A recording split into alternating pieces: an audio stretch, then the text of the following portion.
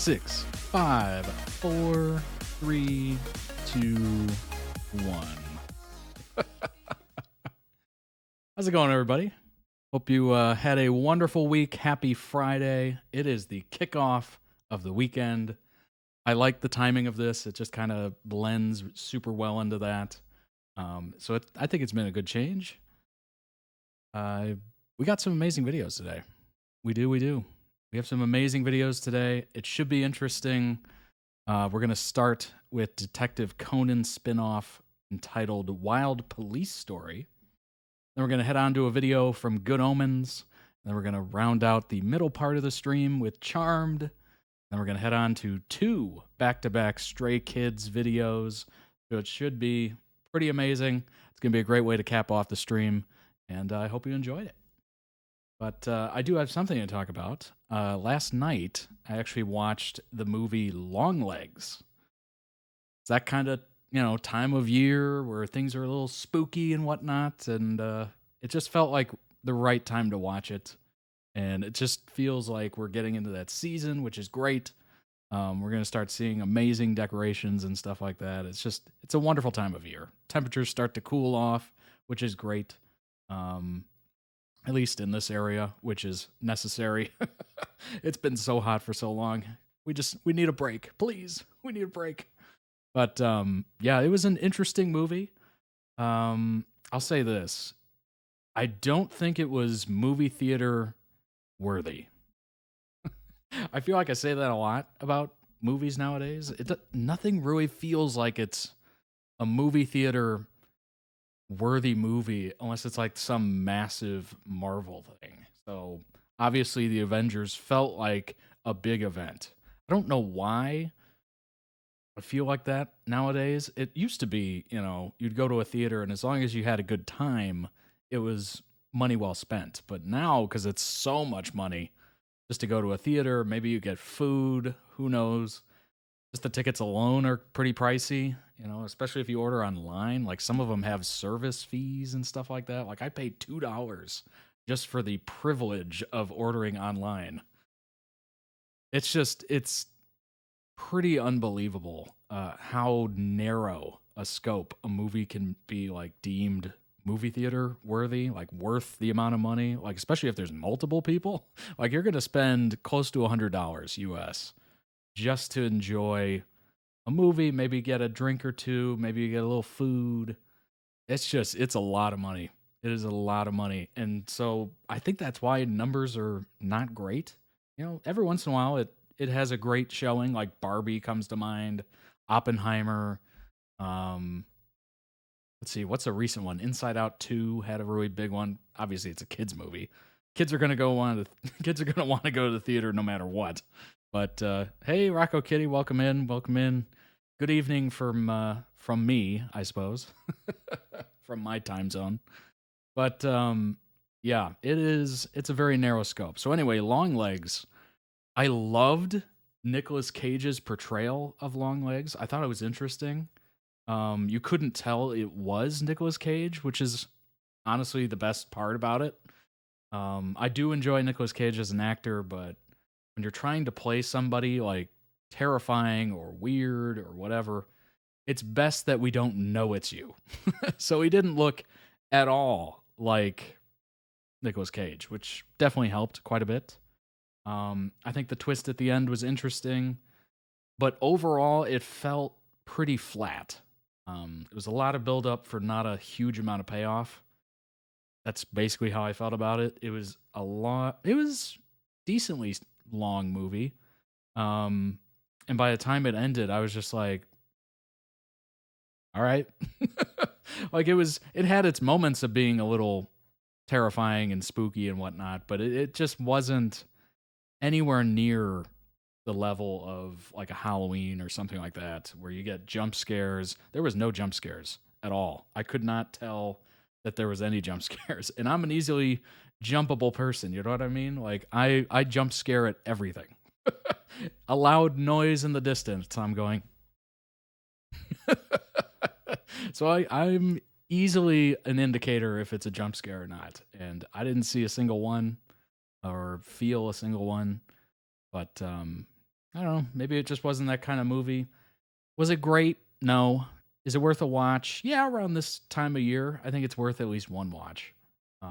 Will I watch it again around this time of year? No, I won't. That was a one and done. That was not a returnable movie, if you will. But yeah, I'm so glad I did not go. I was thinking about it, going to the theaters and to see it. I'm so glad I didn't. I am so very glad I did not. Yeah, so there's Longlegs. Interesting. I don't think Longlegs had enough screen time. It just was kind of very ominous in the distance or whatever. Maybe it was meant to be like that, but it just, I don't know. It felt weird. By the time we had any interaction with him, it was just kind of over, which is odd. I mean, just looking at him was pretty terrifying, but I think having a little bit more hands-on approach would be a little bit more convincing, you know? Basically, the main story there is he just kind of has people do his bidding, if you will. So you never really get that like intimate level of it. It's not like Dexter, where you see Dexter committing all these crimes and you can really get a sense of, you know, the personalness to it. Like it's just kind of very distant in a weird way, which I guess is a little creepy, but nothing too great. Nothing great. The reviews are pretty amazing for it. I don't understand it, honestly. I don't know why they're that high. I think the audience score on Rotten Tomatoes was a little more realistic, like 60%. But the critics are like 88%, which 88? What? I don't believe that. Anyway, there's my little review of Longlegs. Thought I'd talk about it. If you would like to request your own video to be on stream, you can certainly do so. ToddReacts.com. You become a member of the website, which opens up Discord, areas for members, and also you get a 15% discount from all store items. So if you're looking to request a video, you have something in mind, the season and series tiers will be the ones you want to go for. And while you're there is just over 3 days left of the summer collection available right now for 3 days. From time of speaking, you can see the little countdown at the top. That gives you the kind of real-time countdown, if you will. And then we will be having the fall-winter collection coming out. Bunch of new items. I've been working on it. You should enjoy them. I'm looking forward to quite a few of them, actually, to wear on stream. You'll see me in it. And yeah, I think you will enjoy it. Lots of great stuff here. Wow. Yeah, I really love this hoodie. I actually have the white one. It's amazing. I love it. I've had it for over a year at this point. Still brand new looking. I'm shocked. I haven't spilled anything on it. I know it's surprising, but it's still in peak white condition. And while you're there, check out the accessories. There's going to be new accessories as well. The accessories kind of hold over from season to season. Like it's not going to change via the drop. So new items will just be added to these items. Insulated tumbler, you will see me drink out of that pretty much every stream, all stream. The water bottle I take to work, it's fantastic. It's spill proof, which is amazing. Which is exactly what I want. And I love the fact that there's a straw. And it's really easy to get all the way down to the bottom of the bottle before you have to refill, which is very nice. Very handy. Lots of great stuff here. I have the desk mat literally right in front of me. And yeah, travel mug is also at work. I use that for coffee or espresso or whatever I need as a little pick-me-up, which I needed this week. I needed it. I usually don't do coffee, but boy, when you need it or something, it's great to be there. Check out the YouTube channel, Todd Reacts. That's where all of these streams get funneled and uploaded. You'll find over 1,000 reactions on that channel. Over 1,000. If you're watching on YouTube, shout out to the YouTube folks. If you're watching on Twitch, you will find this on the YouTube channel. So go ahead and subscribe today. I've been showing this just in full transparency, just kind of give you an idea of how many people watch this channel without subscribing. It is over 93,000 last month watched a video or a piece of content or whatever on this channel and did not subscribe. So I'm pleading with you. Subscribe today. It doesn't mean anything monetarily, but it's a nice kind of morale boost, which is very nice. What's up, ADDButterfly? How's it going? Welcome, welcome. And yeah, subscribe today. It's free. It's easy. Subscribe to all your favorite creators. That way you don't miss a video. And yeah, it's just kind of a, let's see how far we can get by the end of the year. We're at 12,700-ish, probably a little bit above that. Right now, let's see if we can get it to 20. Let's see if we can get it to 20. So subscribe today. If half the people subscribed, we would definitely be well over that goal by now. Yes, you did make it. You did make it. We haven't even started yet. So subscribe today. There's my plea. Let's see how high we can get that number. It just kind of adds a little bit of, I don't know, importance to the channel, so other people might check it out, join our community, join the Discord, all that good stuff. So it just kind of helps out. And speaking of Discord, go ahead and join the Discord. There is over 142 members at this point in the Discord, talking to each other, enjoying each other's company, talking about things they enjoy. Certainly there's a Stray Kids. Is there a Stray Kids channel? I'm pretty sure there is. If there isn't, there should be. Oh, we're gonna have to add that. If you're into Stray Kids, we definitely could add one. There is? I'm not seeing it. Where is it? Oh, is it in the oh, it might be in here. Oh, it's in the K-pop. Gotcha. It's in K-pop. So we do. So if you're into Stray Kids, go ahead and join today. Yes, we have tons of amazing channels. If you want to request one, if you're really into something, maybe it's something related to one of the channels already established, maybe it's something completely different, go ahead and just request it in the Request a Channel. See it right there. And we will make it for you. And I wouldn't be surprised if you found people that also enjoy what you enjoy, because there's, number one, a lot of people in there, and number two, it's a growing community. Chances are people will join and enjoy what you're enjoying. Updates from Todd, that basically is just my way of updating you, whether it's on stream or maybe a stream gets moved or canceled. Just kind of a handy way for me to disseminate information to you. The last video or the last stream was blocked 3 times. I had to edit it to be able to get it up. So yeah, I just inform you on what's going on with the channel, stream, etc. And yeah, look at all these wonderful channels. It's amazing stuff. Lots of great conversations happening in there. Everyone's super friendly. That's the first thing you'll notice. It has just been a wonderful experience to create this community and have more folks join. It has been amazing. So join today. And let's go ahead and get into this, shall we? The first video is music video. Wild police story. Sedame first place? I think it is. But we're going to find out. It is a spin-off of Detective Conan. I believe I'm saying that right. Maybe it's Conan. I'm not exactly sure. But let's go ahead and jump in and get this ball rolling.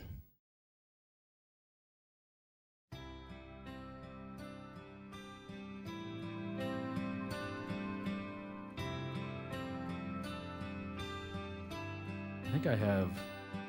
There we go. Turn on the... All right, let's get it going again. Got the closed captioning turned on. It's automatic on YouTube, so who knows how good it is.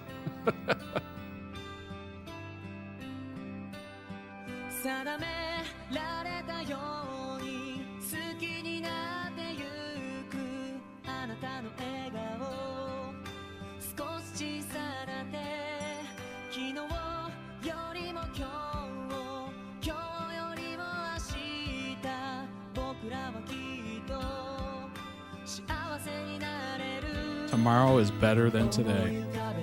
That is a great way to think.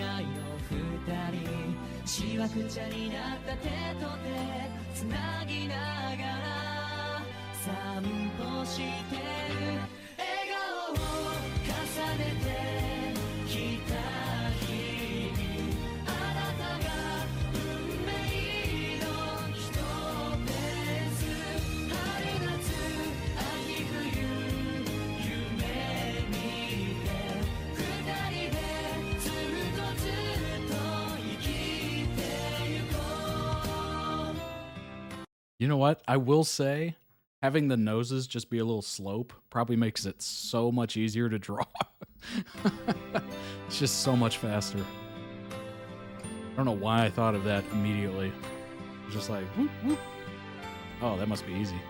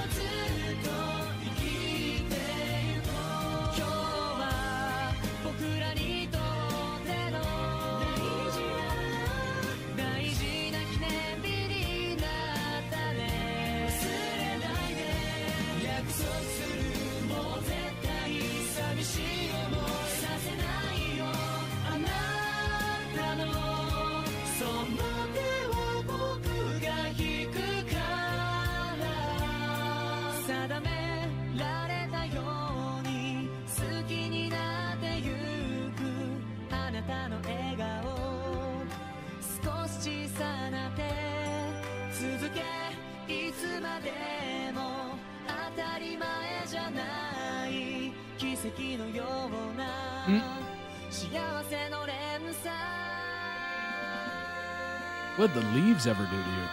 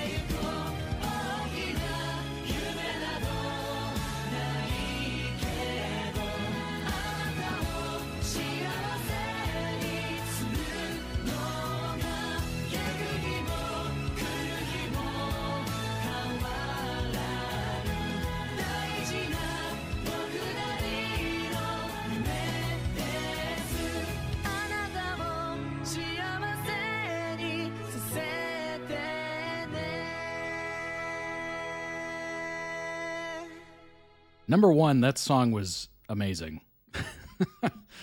Number two, that was very good animation. I enjoyed it quite a bit. It's kind of like that classic animation. Very much reminded me of like a Pokemon style to it, like the art direction. Just classic. I don't know what they call it, what it's called, you know, but it I don't know, it had like a nostalgic feeling to it looking at it. I don't know why, but and it just seemed older for some reason. It's not. I'm looking at the dates here. It's like brand new. That is so interesting. I guess it's just kind of a timeless style. Wow. That was a really good ballad, wasn't it? I really enjoyed that. That was an excellent song. I got into it. Detective Conan Police Academy Arc. Wild police story. Interesting title. Very interesting. Japanese manga series. Spin-off and prequel to the Case Closed manga. Serialized, let's see, 2019 to 2020. 2 volumes, 5-episode anime series adaptation from 2021 to 2023. It's only 5 episodes. Interesting. So it's definitely a short story. Yeah, that style is just classic. Oh my gosh. Wonder if I've seen anything else from this illustrator. Curious now. Very curious.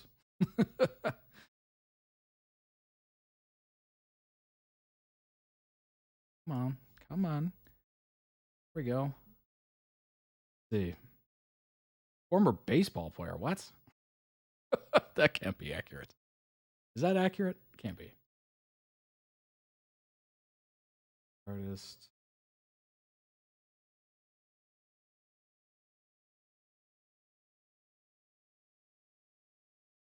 No, not really. Huh. Interesting. Yeah, that's odd. I would have thought I guess it's just a popular style. Remember them by hair? Oh.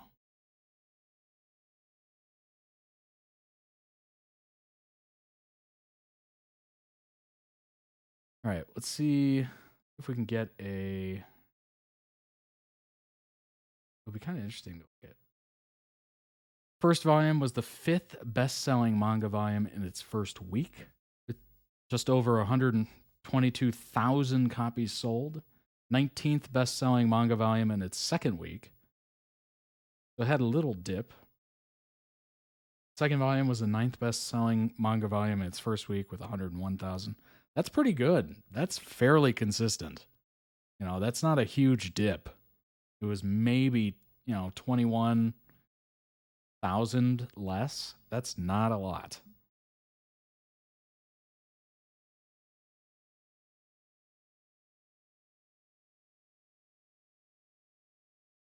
All right. Let's see here.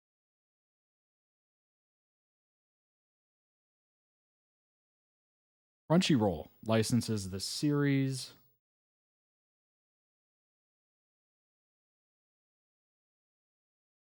It's nighttime at the Metropolitan Police Academy as the cherry blossoms are falling. Gorgeous. Cherry blossoms are stunning. Detective Conan is longer than One Piece, I think. Oh, wow. The sound of Rei and Jinpai punching each other echoes through the grounds.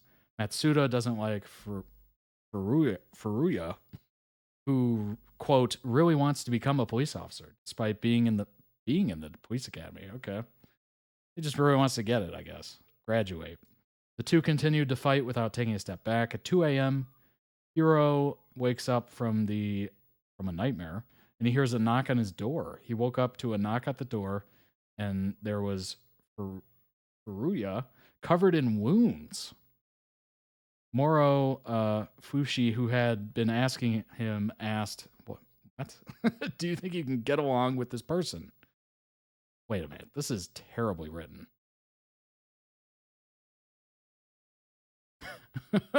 Moro Fushi asked, question. Moro Fushi asked.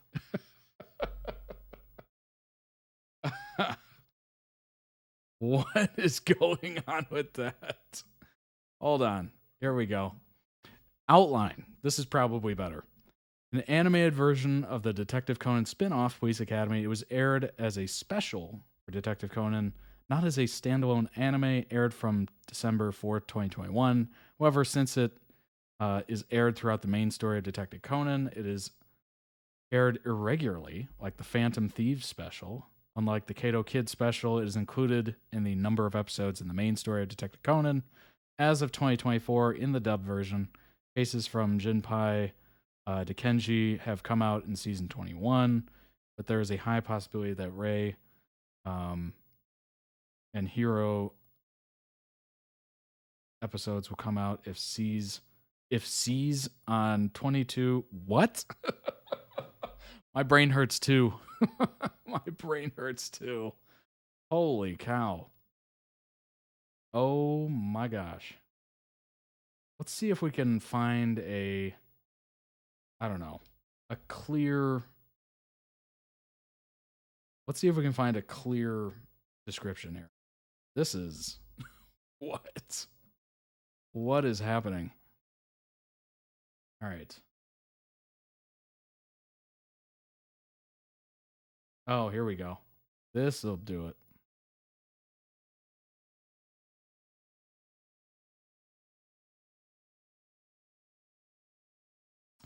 Let's see. That's a terrible description. All it is saying they're at a police academy. that was literally the start and the end of that caption. All right, maybe this will have it. Dang, this is interesting. I didn't know it would be so hard to find like a little synopsis.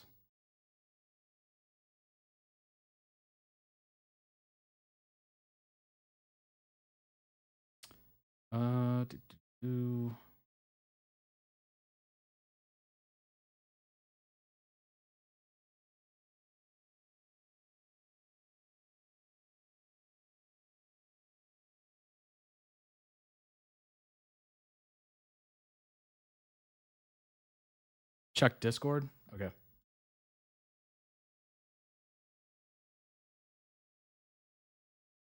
All right, bringing that up. Appreciate it.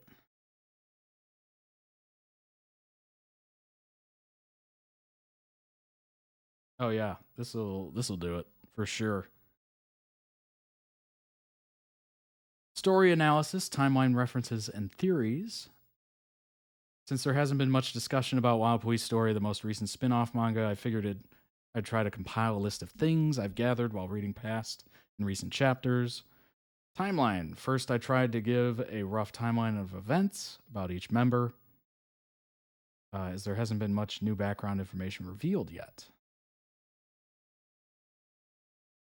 Hiro and Rei, after Hiro's parents were murdered when he was a child, he was taken in by relatives in Tokyo while his brother, Omens, grew up in Nagano. They stayed in... Wait a minute. Isn't that where the Olympics were? In Nagano? Yeah, in like 96 or something. They stayed... I think it was the Winter Olympics. They stayed in contact, and Hiro told him about a new friend he had made in Tokyo, which was Rei, nicknamed Zero. Sometime during high school, he met up with Kome at a cafe and introduced him to Rei. Continued to keep in touch with Kome and wrote him another letter after graduating from a police academy, officially becoming a police officer. Sometime later, he said he quit about being a police officer, but was instead transferred to the PSB and infiltrated the Black organization. 4 years ago, he was seen again at the station in Akai and Bourbon. I know Bourbon.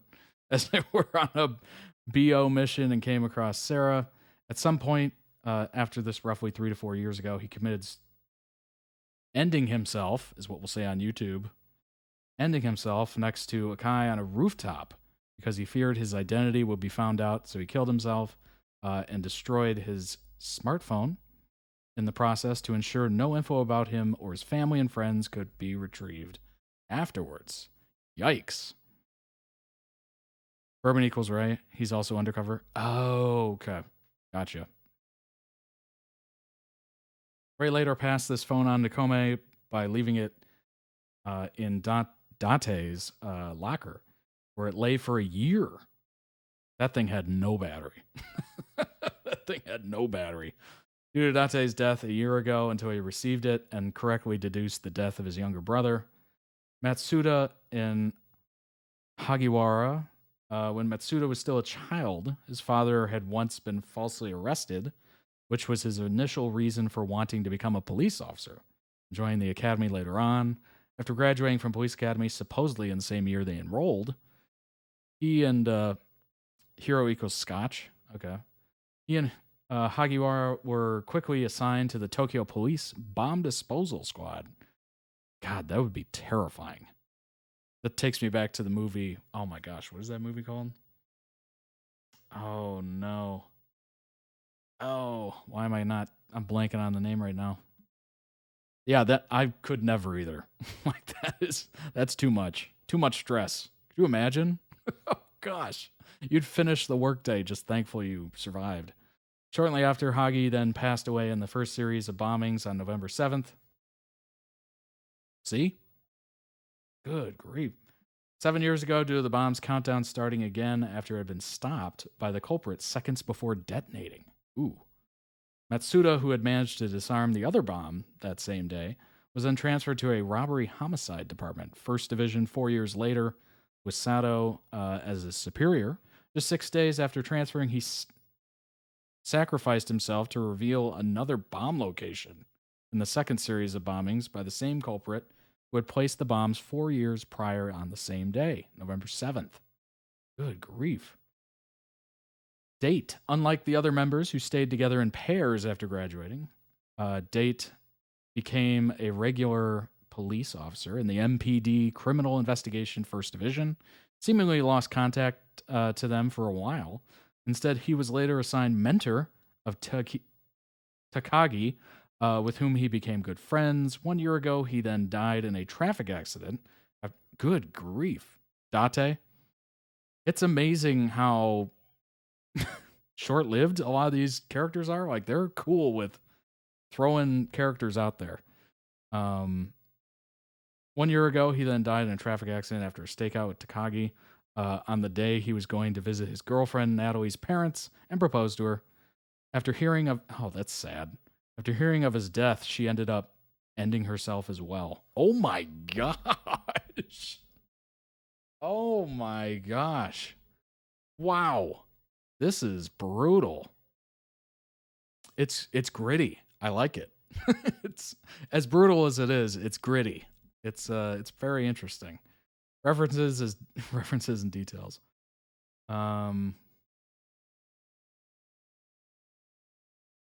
Ray's tendency to get into fights because of being bullied. For his foreign appearance, particularly his blonde hair, and answering every challenge he's given. Yeah, that's going to be rough. It's going to be a rough go. That is so that Ray, in the end, is alone. Oh. Dang. Lack of teamwork in DC can be seen throughout the chapter, as he likes to do things his own way, refuses help and guidance from superiors, ultimately decides to deal with the bomb on his own. He's got his tongue out. Do-do-do-do. Oh my gosh. Matsuda's proficiency at disarming bombs. You know you picked the right job if you're like, yeah, just another day at work. Yeah. You know you picked the right job if you're just like, do-do-do-do. Hey, smiling, you know, you got your tongue out. You're having a good time. Matsuda's gathering of witness statements. This is an interesting one, which many people might not have picked up on, because his father was falsely arrested as a result of improperly gathered witness statements. He makes a remark in the first volume, I assume, and more importantly, then proceeds to interview the witnesses very thoroughly, which caught the attention of Sato. Hagiwara being the best of them with girls. Hey.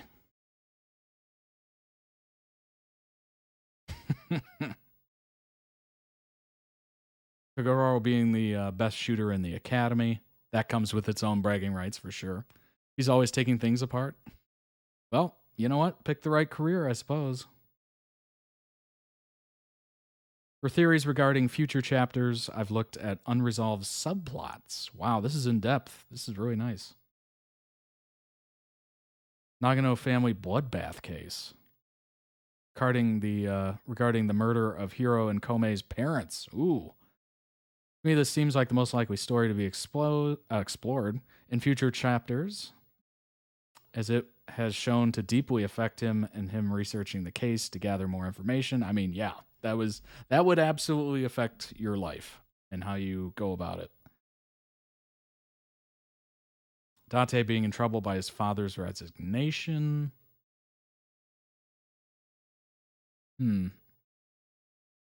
Tragic family backgrounds, yeah. Definitely seeing a lot of that. Hiro's parents were murdered. Matsuda's father was falsely arrested. Date's father resigning from the force.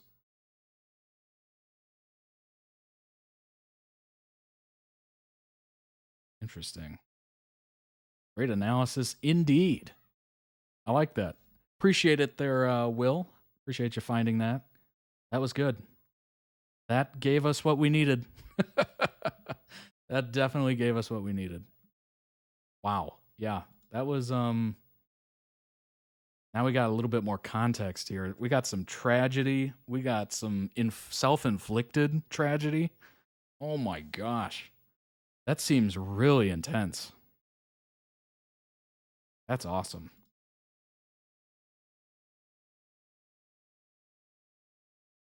Kind of explains the reception. Obviously, a lot of people enjoyed it. That's a heck of a lot of copies sold. Dang. That is something. That's a good spin-off. That is a really good spin-off. Another one in the Discord.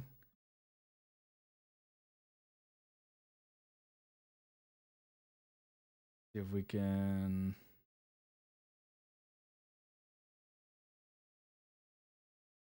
Wish there was a quicker way to do this. Apparently not. Technically canon.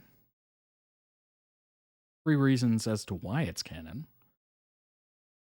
First and second points are similar. So before we got a revelation of who Ray actually is, it showed us that we knew Date, you know, where he visited Date's grave and deleted Date's message and all. So then that means they know each other, right? And in that message, Date chided Ray, telling him to hang out sometime or something. Because Ray must have broken contact, not keeping close tabs on his friends because he joined the NPA. Very weak point. Thought I'd include it. Second point is Hiro. So we know that Ray and Hiro were childhood friends, joining the org together. So they must have gone to the police academy together, right? Also, Ray's WPS friends taught him some of his skills, like cooking and guitar. And we can assume Matsuda and Ray trained together for boxing. Kenji also probably taught Ray how to recklessly drive. And Mazda is Kenji's favorite car. Hey, Mazdas are good. And Ray owns a white Mazda. This would be the most crucial evidence. Number 3, if you go to chapters 1079 through 1081, titled Date Wataru's Notebook. Spoiler, to where Ray and Sato finally meet. Right off the bat, Sato thinks she's met Ray before, which she has. By the end of the case, Sato notices Ray looking at her car. She walks over, has a chat with him, and then they both remember their encounter a few years ago when Ray and the rest of the WPS have their graduation day. Also, the WPS were mentioned in the main manga. ZTT had a spin-off series and got a whole movie centering around them. I added a pic if you're too lazy to go and check. Well, I appreciate it. We really did meet before, right? Well, there you go. That's pretty good evidence.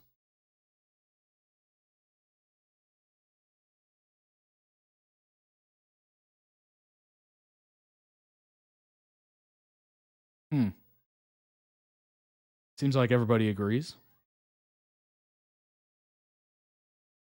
Western and English-speaking community of DC is just too fixated on what's canon and what's not. All right.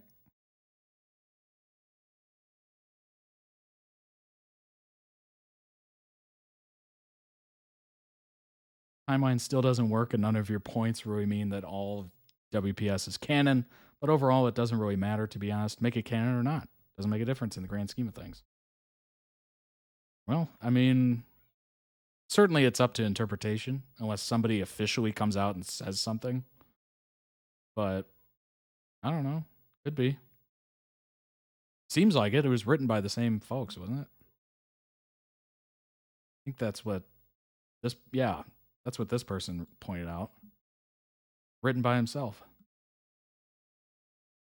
So unless, you know, the writer comes out and says anything differently, I guess you gotta think it is, right? Kind of makes sense to me, at least. That was a wonderful. I gotta say, the music video was good because we got to see some of the animation style. We got to see some of the. Well, you don't really see much of the tone without like music and dialogue and how that goes together and whatnot, but you get to see a little bit of how the show goes. But I think that post that we'll put in the Discord, join the Discord, by the way, really helped like round it out. That was really good. And honestly, the story sounds amazing. Very gritty, very interesting. Obviously, if you're reading it or you're watching it, you're probably not aware of these people and these events happening, so you're probably pretty surprised by it. That's amazing. That's nice. It's very nice. Go ahead and jump into the second video. It is a Good Omens video. It is entitled Good Omens Once Said. There are 5 petals of the cherry blossom and only 1 petal is left. Interesting. Interesting. Oh, so it was like counting down the deaths. That's kind of interesting. I like that. I like that. That's very morbid, but it's a good, good way to visualize it for sure. We call this 5 minus 4 equals 0 because Ray equals 0. Oh, okay. So truly alone.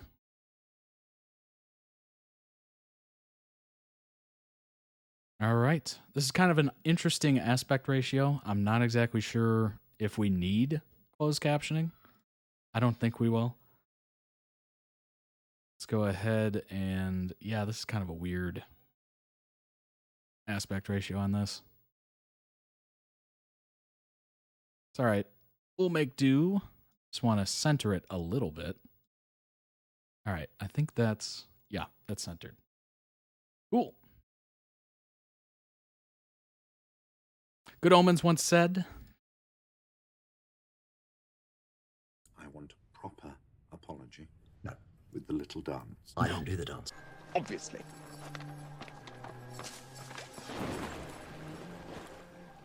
Obviously. Can we get on? Good night, miss. Get in, angel. Ah, well, that explained it. She had been perfectly safe after all. Young man, your car is on fire. I'm just here to get the skinny lowdown. There could be women there. You're up to something. I can smell it. What are you planning? Wait and see. Wait and see. Any idea how irritating that is? Yes.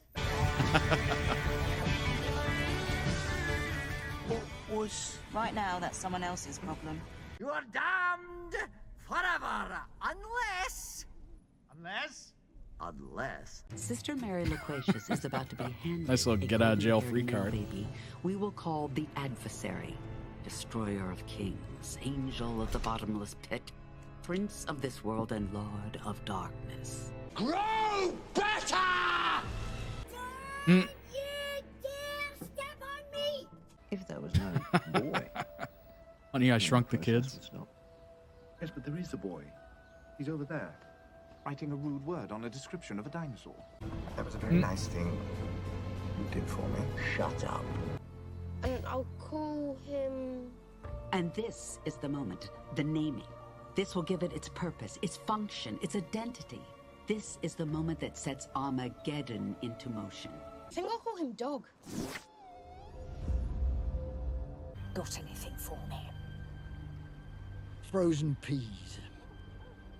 What? That's what you feed ducks. Frozen peas. They love them. And it's good for them too. Watch out for his teeth. It's not like you didn't tell him to look out for the teeth. If you're coming here to smoke your fatty spliffers and bimble off to woo-woo land, then I suggest that you go elsewhere. For God's... For Satan's... for somebody's sake, where are you? For somebody's sake. I am so glad I upgraded my microphone. There is like 12 kids outside my window just screaming at the top of their lungs. And hopefully you can't hear that. Last time I knew that. Where are you? I'm here. I'm here. I got peckish. Peckish. Well, if you Can't hear know, it? was the Oh my crepes. gosh. And? I'm jealous. What did they say? Oh. I literally had to listen. increase the They said it's volume in my private. ear. You all right? Perfectly, yes. Tip top. Absolutely tickety boo. Tickety boo. Boo. Tickety boo. Yeah, I'm small, aren't I? You see, I'm Keziah, daughter of Job. And I'm Enon, son of Job. And I'm Jemima. I made this pot. You've lost the boy. We've lost. A child has been lost. Jane Austen wrote books too. You people, I will never get the hang of you lot. I think it may be a clue. We are here Same. to kick some serious butt. Kick, zero fuzz, kick, but for heaven's sake. Oh, I would have just said that. Do you need a lift somewhere? I'll give you a lift, anywhere you want to go. You go too fast for me, Crowley. Flan of Scotland, when will we see your likes again? Right, come on, let's get cracking. Angel, say something that convinces her that poverty is ineffably wonderful, life is worth living. Go on! And they say, so long, sucker! I could always rely on you. That would be so amazing to have, that ability. Just, all right, bye, and just disintegrate. I'm leaving this conversation. You could always rely on me. We're a team, a group. Group of the two of us. And we've spent our existence pretending that we aren't. But you are actually a girl. Ooh, that's a big moment. That's just sexist. Hello. I'm Aziraphale. Most books on witchcraft will tell you that witches work naked. This is because most books on witchcraft What? are written by men. Shall I summarize? Satan and his I don't think I've seen those movies. May destroy everything Job owns, no questions asked. The Naked Witches? Yeah, toast! T-O-S! Must be on a different website. E!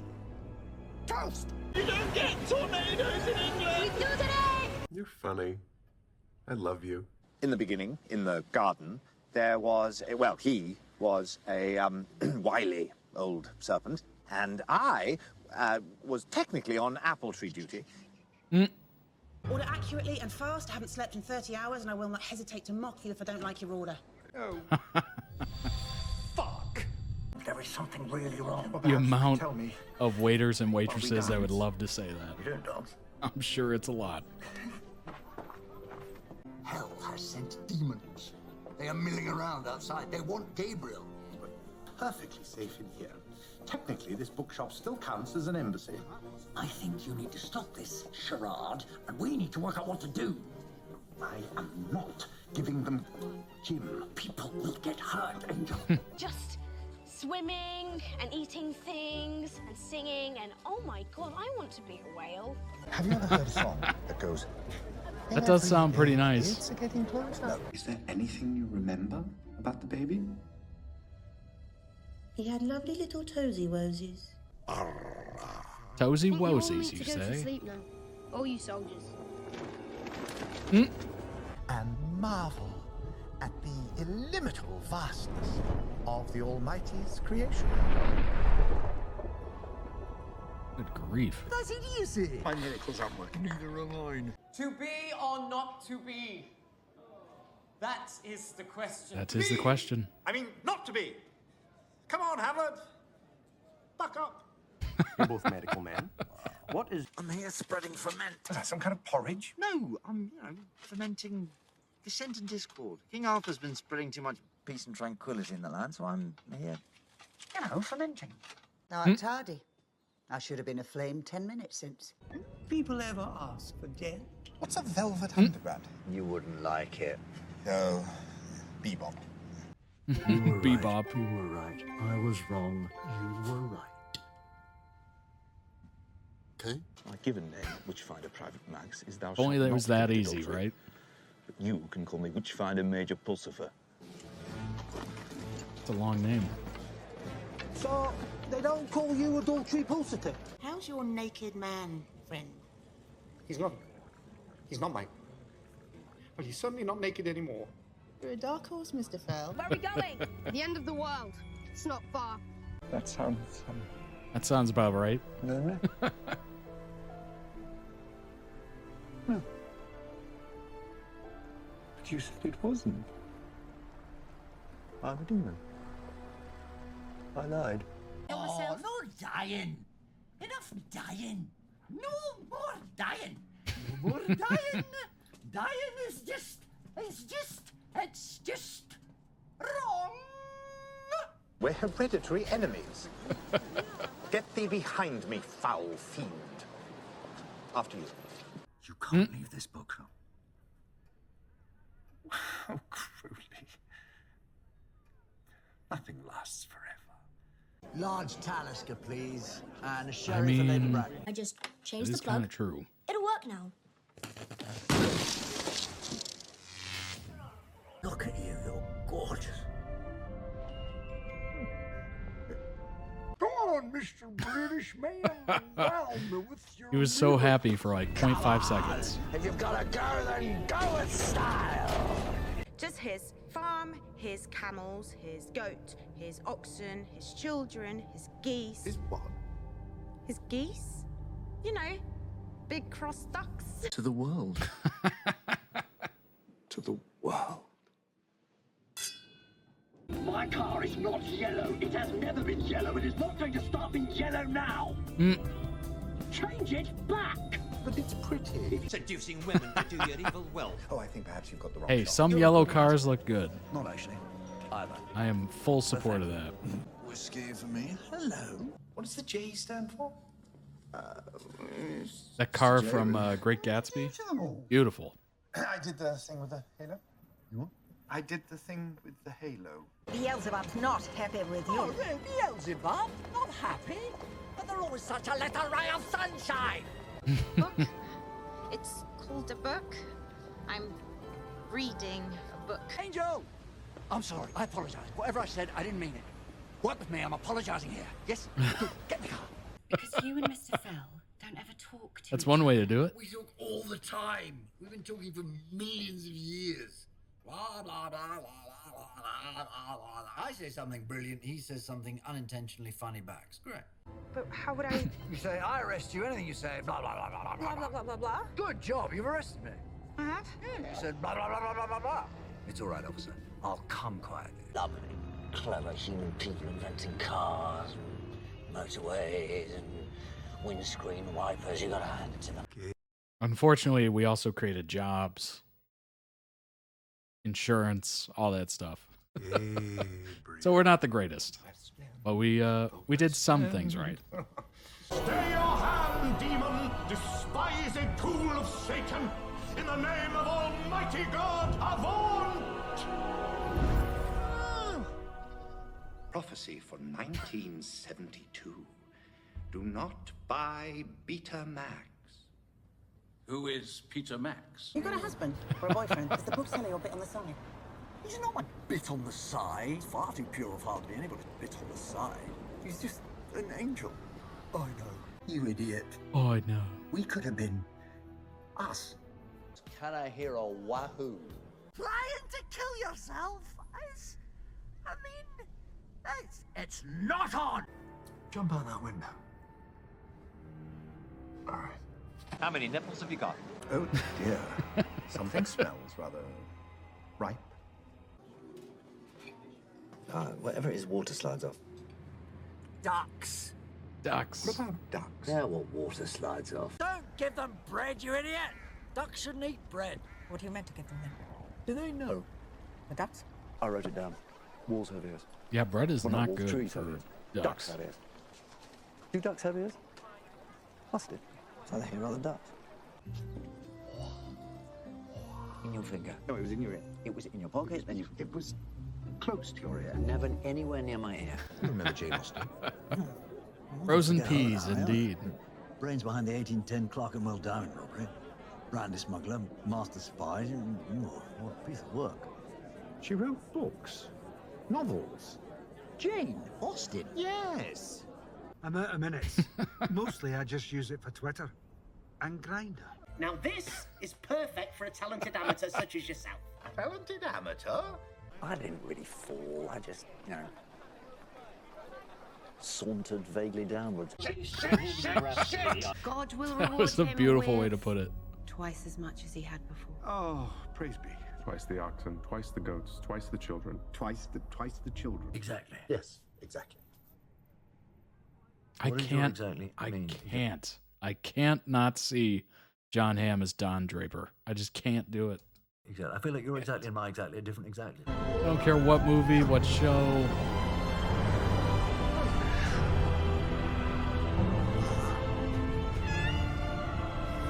I wanted to be a graphics designer. Design LPs for the Rolling Stones, but the careers teacher said he hadn't heard of them. So I spent 36 years double-checking Form BF18. They couldn't just say, "Oh, Norman, we're giving you early retirement." So, I thought I might pop up there myself and investigate. Fair enough. What time's your train? Actually, I rather thought I might take the car. What car? Our car. We don't have a car. Of course we do. Isn't she a beauty? This Bentley isn't my car. Well, yes, technically, just as that bookshop is technically my shop, but we both get plenty of use out of it, don't we? Many people meeting Aziraphale for the first time formed three impressions: that he was English, that he was intelligent, and that he was gayer than a tree full of monkeys on nitrous oxide. That's not like a goat. Dead. That's actually from the book, huh? Smite you. You've been smited? Smoked? Smited? I believe. You're being Smitten. silly. Right number. They're of the same original stock, after all. And at least demons dance. Not what you call good dancing, though. For demons or for angels, size and shape are simply options. So, if you look from really close up, the only problem about dancing on the head of...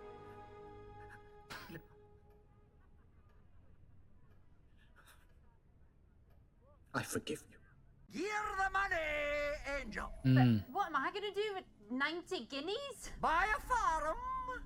And be good. Not just pretendy good, but properly good. Didn't you have a flaming sword? You did. It was flaming like anything. What happened to it? Lost it already, have you? Gave it away. You what? I gave it away. She had balls. Well, Cotillion balls. Cotillion balls. Wow. You can stop grinning. I'm not grinning. What are you doing in this bookshop?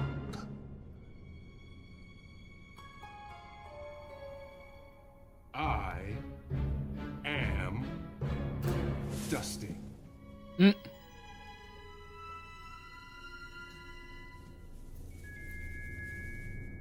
For if it all goes pear-shaped. I like pears. Are we sure that Cities wants to Same. give birth 4 more times? 7 more times. Although I think peaches are a little tastier. Aziraphale. Aziraphale Allah. Aziraphale. Please, Maggie. Oh, the books. Oh, I forgot all the books. Oh, they'll all be blown to... Little demonic miracle of man. Lift home.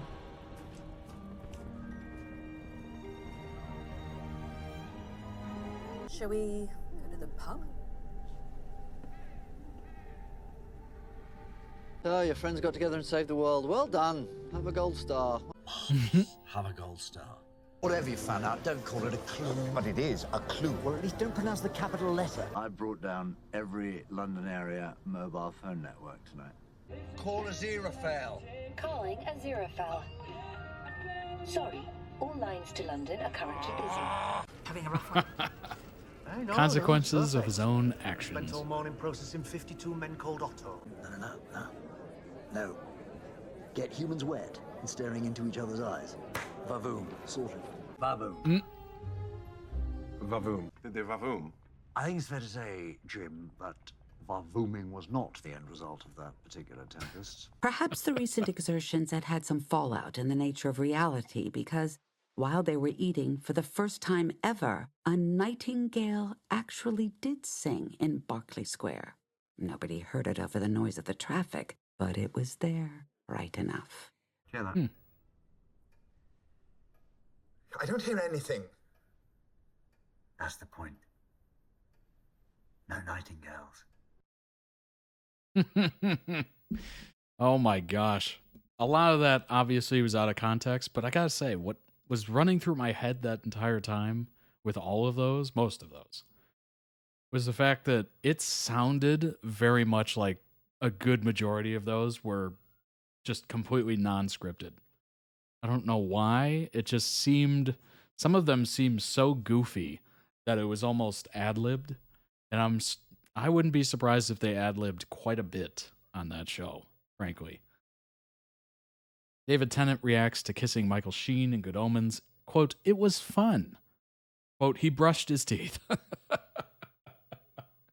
After plenty of fan speculation and anticipation, Good Omens Season 2 delivered the moment that so many had been waiting for when Crowley finally revealed romantic feelings.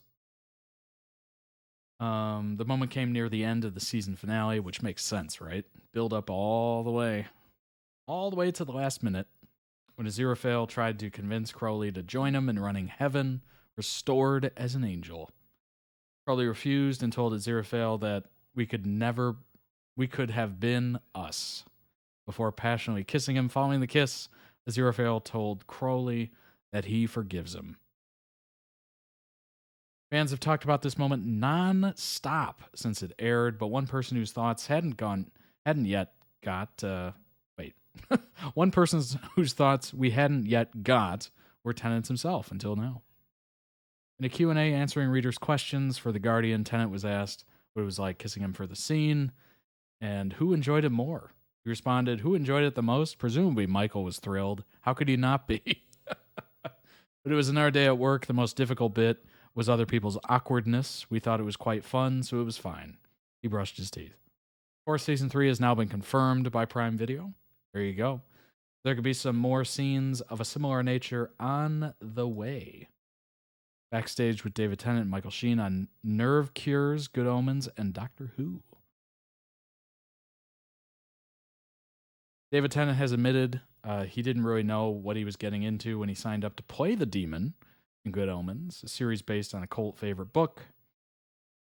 As it's a novel beloved by its fans, there was certainly an amount of pressure that came with that part. Though Tennant told Sky News Backstage podcast he hadn't quite realized what he got himself into. The Doctor Who actor stars in the series alongside Michael Sheen, John Hamm, Miranda Richardson. My nerve curve was pretty exponential because I wasn't, unlike Michael, I didn't really know the world of the fandom of the book. Somehow it had passed me by.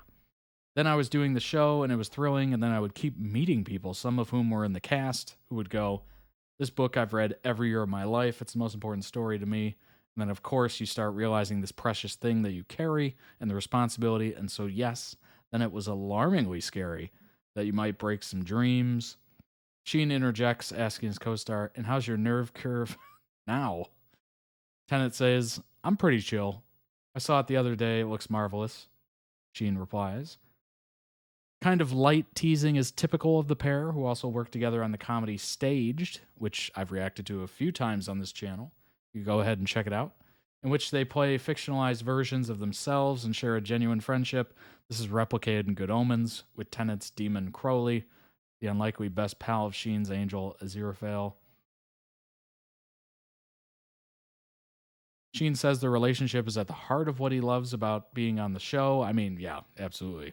Just from what you could see and Staged, they were very comfortable with each other, which probably made everything about this show just super easy. You can have a character that you enjoy playing and you really love, but it's kind of rare that you have a dynamic duo, two characters that just is the thing that works so well. That then makes the whole process very enjoyable because you don't feel like you're having to generate stuff yourself all the time. It just happens. As we're in scenes together, it just happens because it's written so brilliantly as well. Obviously, that's the main thing. They only really exist as a unit. That's when they come to life, and that's really fun to play. While an angel and demon might sound like opposites, Good Omens looks at the gray areas. The fact that Crowley is more well-intentioned than you might expect from a demon. I think I said that last time. And vice versa for Aziraphale. Human behavior is also up for inspection in the first two episodes.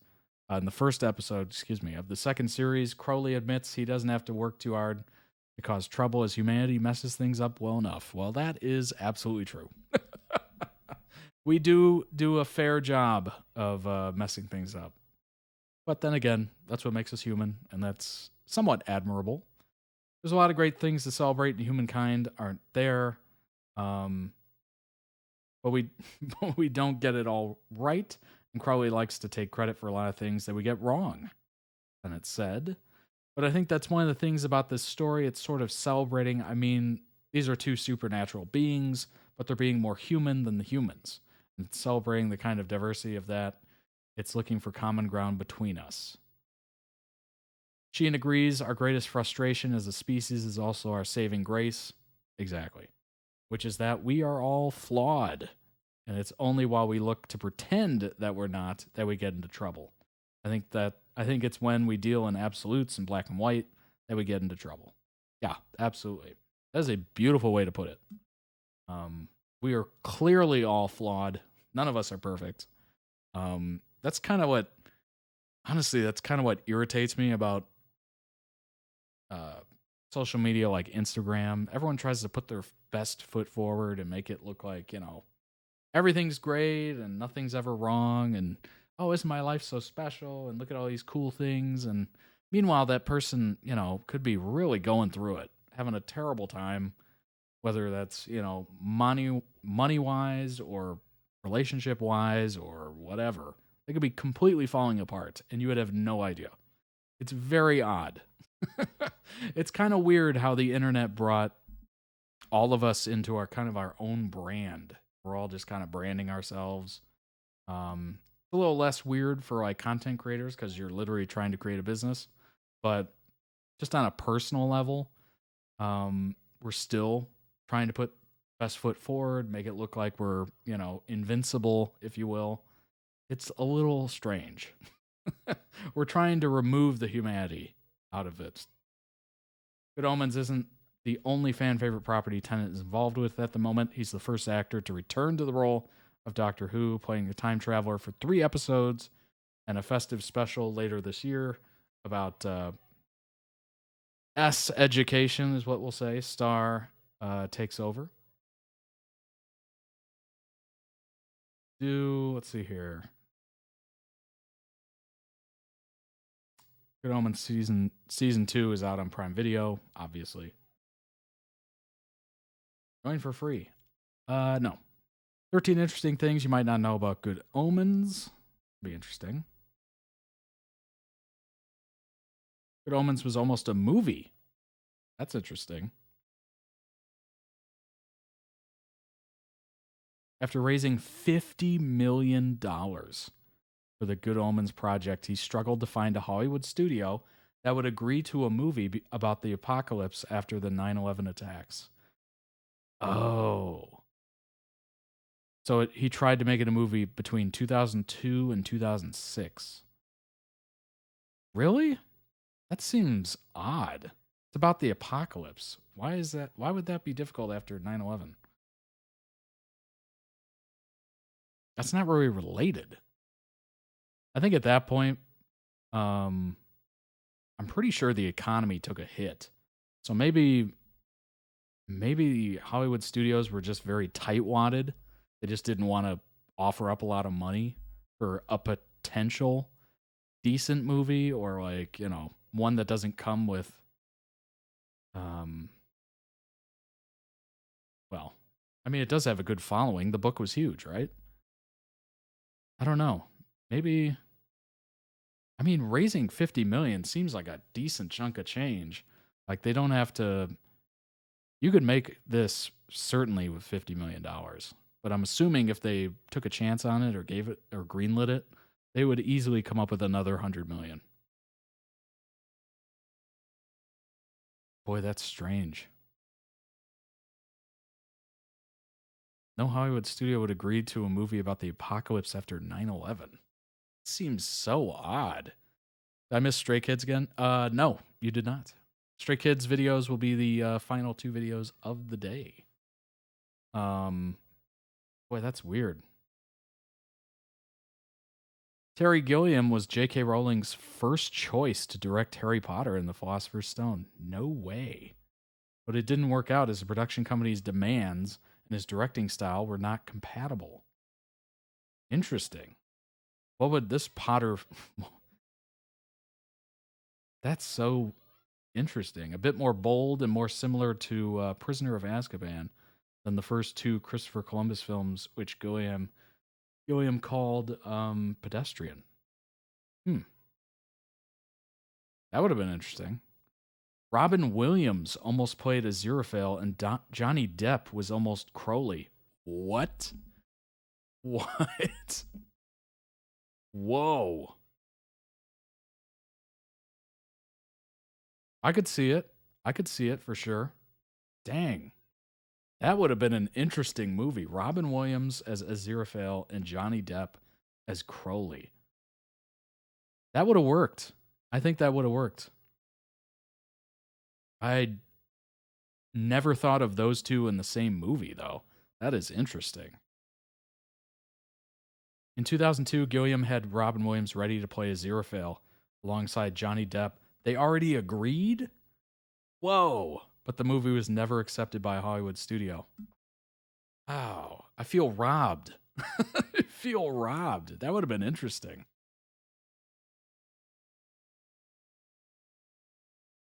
Michael Sheen is a huge fan of the Good Omens books.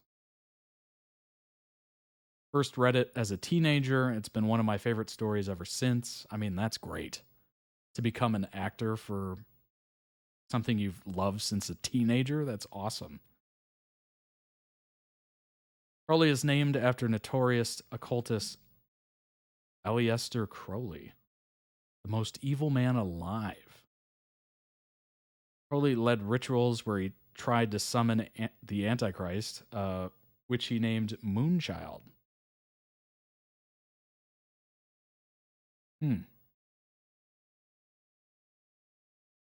Doctor Who Easter eggs are everywhere in Good Omens. That's interesting. Mr. Young's license plate looks like TARDIS backwards. TARDIS is the name of the Doctor's spaceship, obviously. Obviously. But apparently there's Doctor Who Easter eggs all over the place.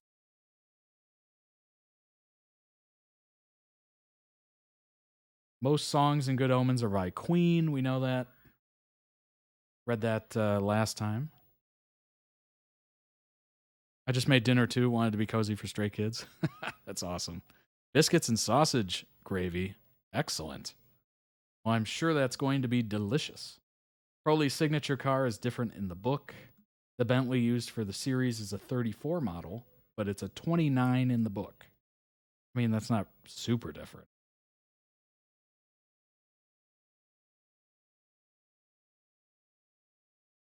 Oh, 29 model in the book did not have the ominous look that they were trying to go for. That's interesting. Neil Gaiman has a cameo in episode 4. Good Omens has been adapted as a radio drama. That's cool. You can buy the Good Omens radio dramatization on Amazon. There you go. Terry Pratchett has a touching posthumous cameo. That's very cool. Hat and scarf on Aziraphale's coat stand in his bookshop don't belong to him. Belongs to the late Sir Terry Pratchett. This delicate cameo pays tribute to Terry in a fitting way. That's cool. I like that. Terry's famous death character from Discworld shows up. Benedict Cumberbatch is the voice of Satan. That's awesome. That's kind of neat. Those were interesting. Those are very interesting. I feel robbed. I think Robin Williams would have absolutely smashed that role as Aziraphale. There's no way that wouldn't have been good. No chance. And Johnny Depp as Crowley, that's interesting. I don't think they ever partnered together, did they? In any work before? I don't know if I remember any sort of Robin Williams, Johnny Depp collab. Yeah, that would have been interesting. And the fact that they were already signed on, oh gosh. But then again, there could have been like scheduling conflicts and all that stuff. Like very rarely does the same pair ever like stick to it, you know? Sometimes it's like late switches, different actors filling in, but yeah, if that would have stayed, that would have been nice. That would have been nice. I got to think that would have been good. Dang. Ow. Let's see, $50 million in 2002. Would that have been enough money to make it good? I guess technically, yeah. But then again, does this rely on a lot of CGI? Kind of. Might have looked a little dated at this point, but still, I mean, the acting would have been just outrageously good. Outrageously good. Dang, I am so mad at that. Oh, we almost had another Robin Williams classic, I think. Oh my gosh. All right, let's hop into the third video of the day. This is Why We Love Paige Matthews from the show Charmed. Still been good, but yeah, would have been dated by now. Yeah, I noticed that in quite a few movies and shows, the CGI just doesn't look quite good. Now, Jurassic Park, because a lot of it's practical effects don't really age much. It looks incredible. It looks incredible. That Tyrannosaurus Rex is still terrifying to this day. All right, let's it would help if I actually brought up the videos. Here we go. There we go. There we go. Yeah, Jurassic Park is amazing, isn't it? I just rewatched it not that long ago, and I'm like, dang, these are still good. Still good. And I mean, how can you not love a movie with, oh my gosh, Jeff Goldblum. Jeff Goldblum is just amazing. All right, Why We Love Paige Matthews from Charmed. Let's go ahead and jump into it.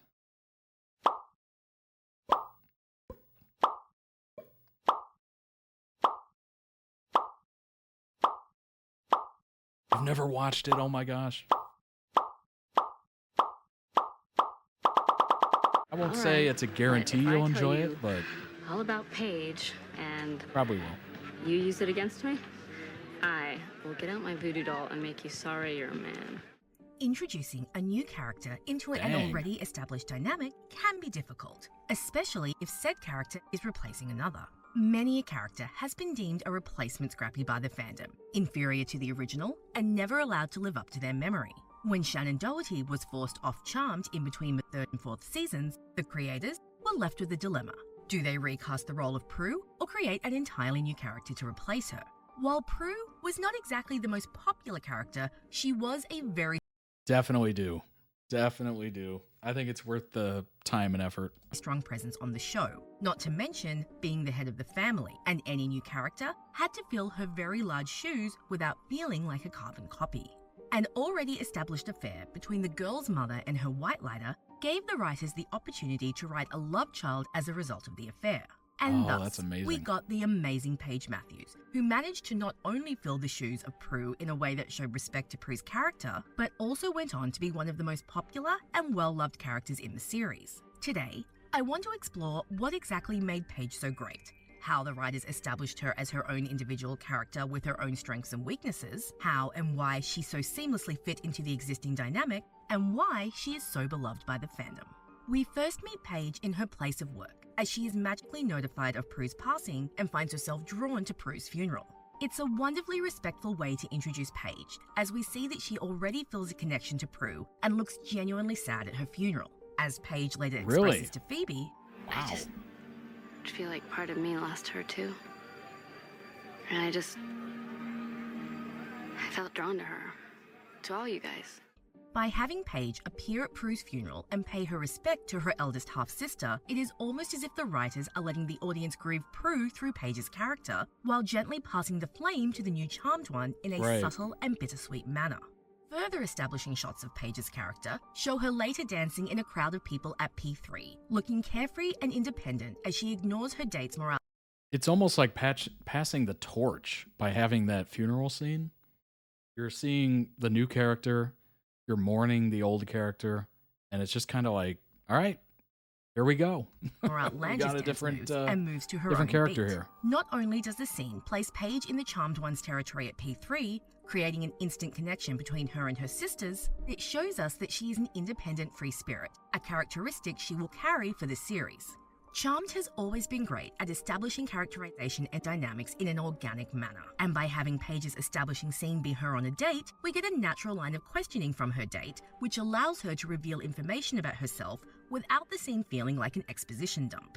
We learn that she was adopted and that she has been searching for her biological family for the last couple of years.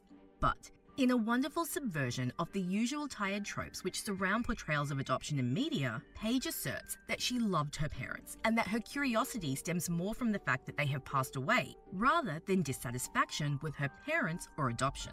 This information adds a layer of tragedy to Paige, as we see that she has shared the same experience of losing family members to death at a young age that the other Charmed Ones have, and this bonds her to them before they have ever even met. We will learn in later episodes that Paige also carries unresolved issues surrounding her parents' untimely deaths, and the episode A Page from the Past, which we will touch on shortly, explores these issues further.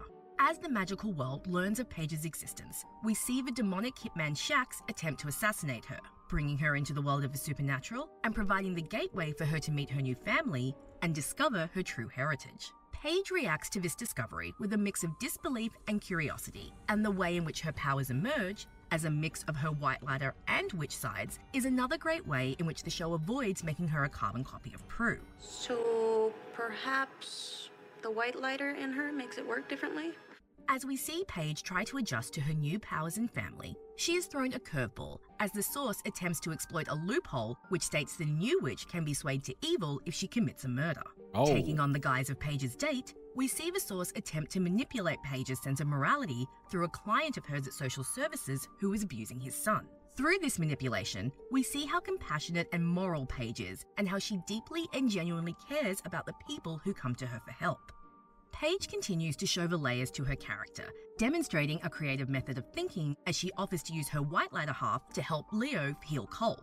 This creativity and early understanding of magic is built upon as the seasons continue, and we see Paige experiment with her magic, dedicate herself to learning new spells, and grow in power as her skills develop.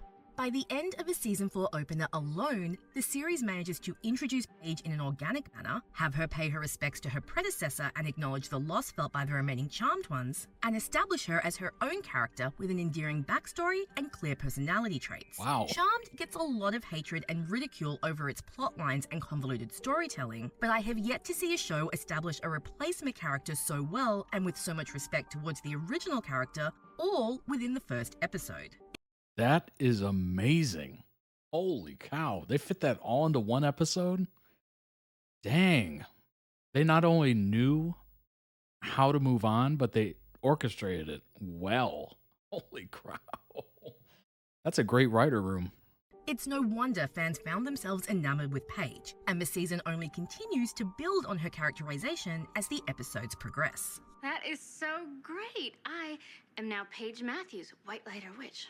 I'm a hyphenate.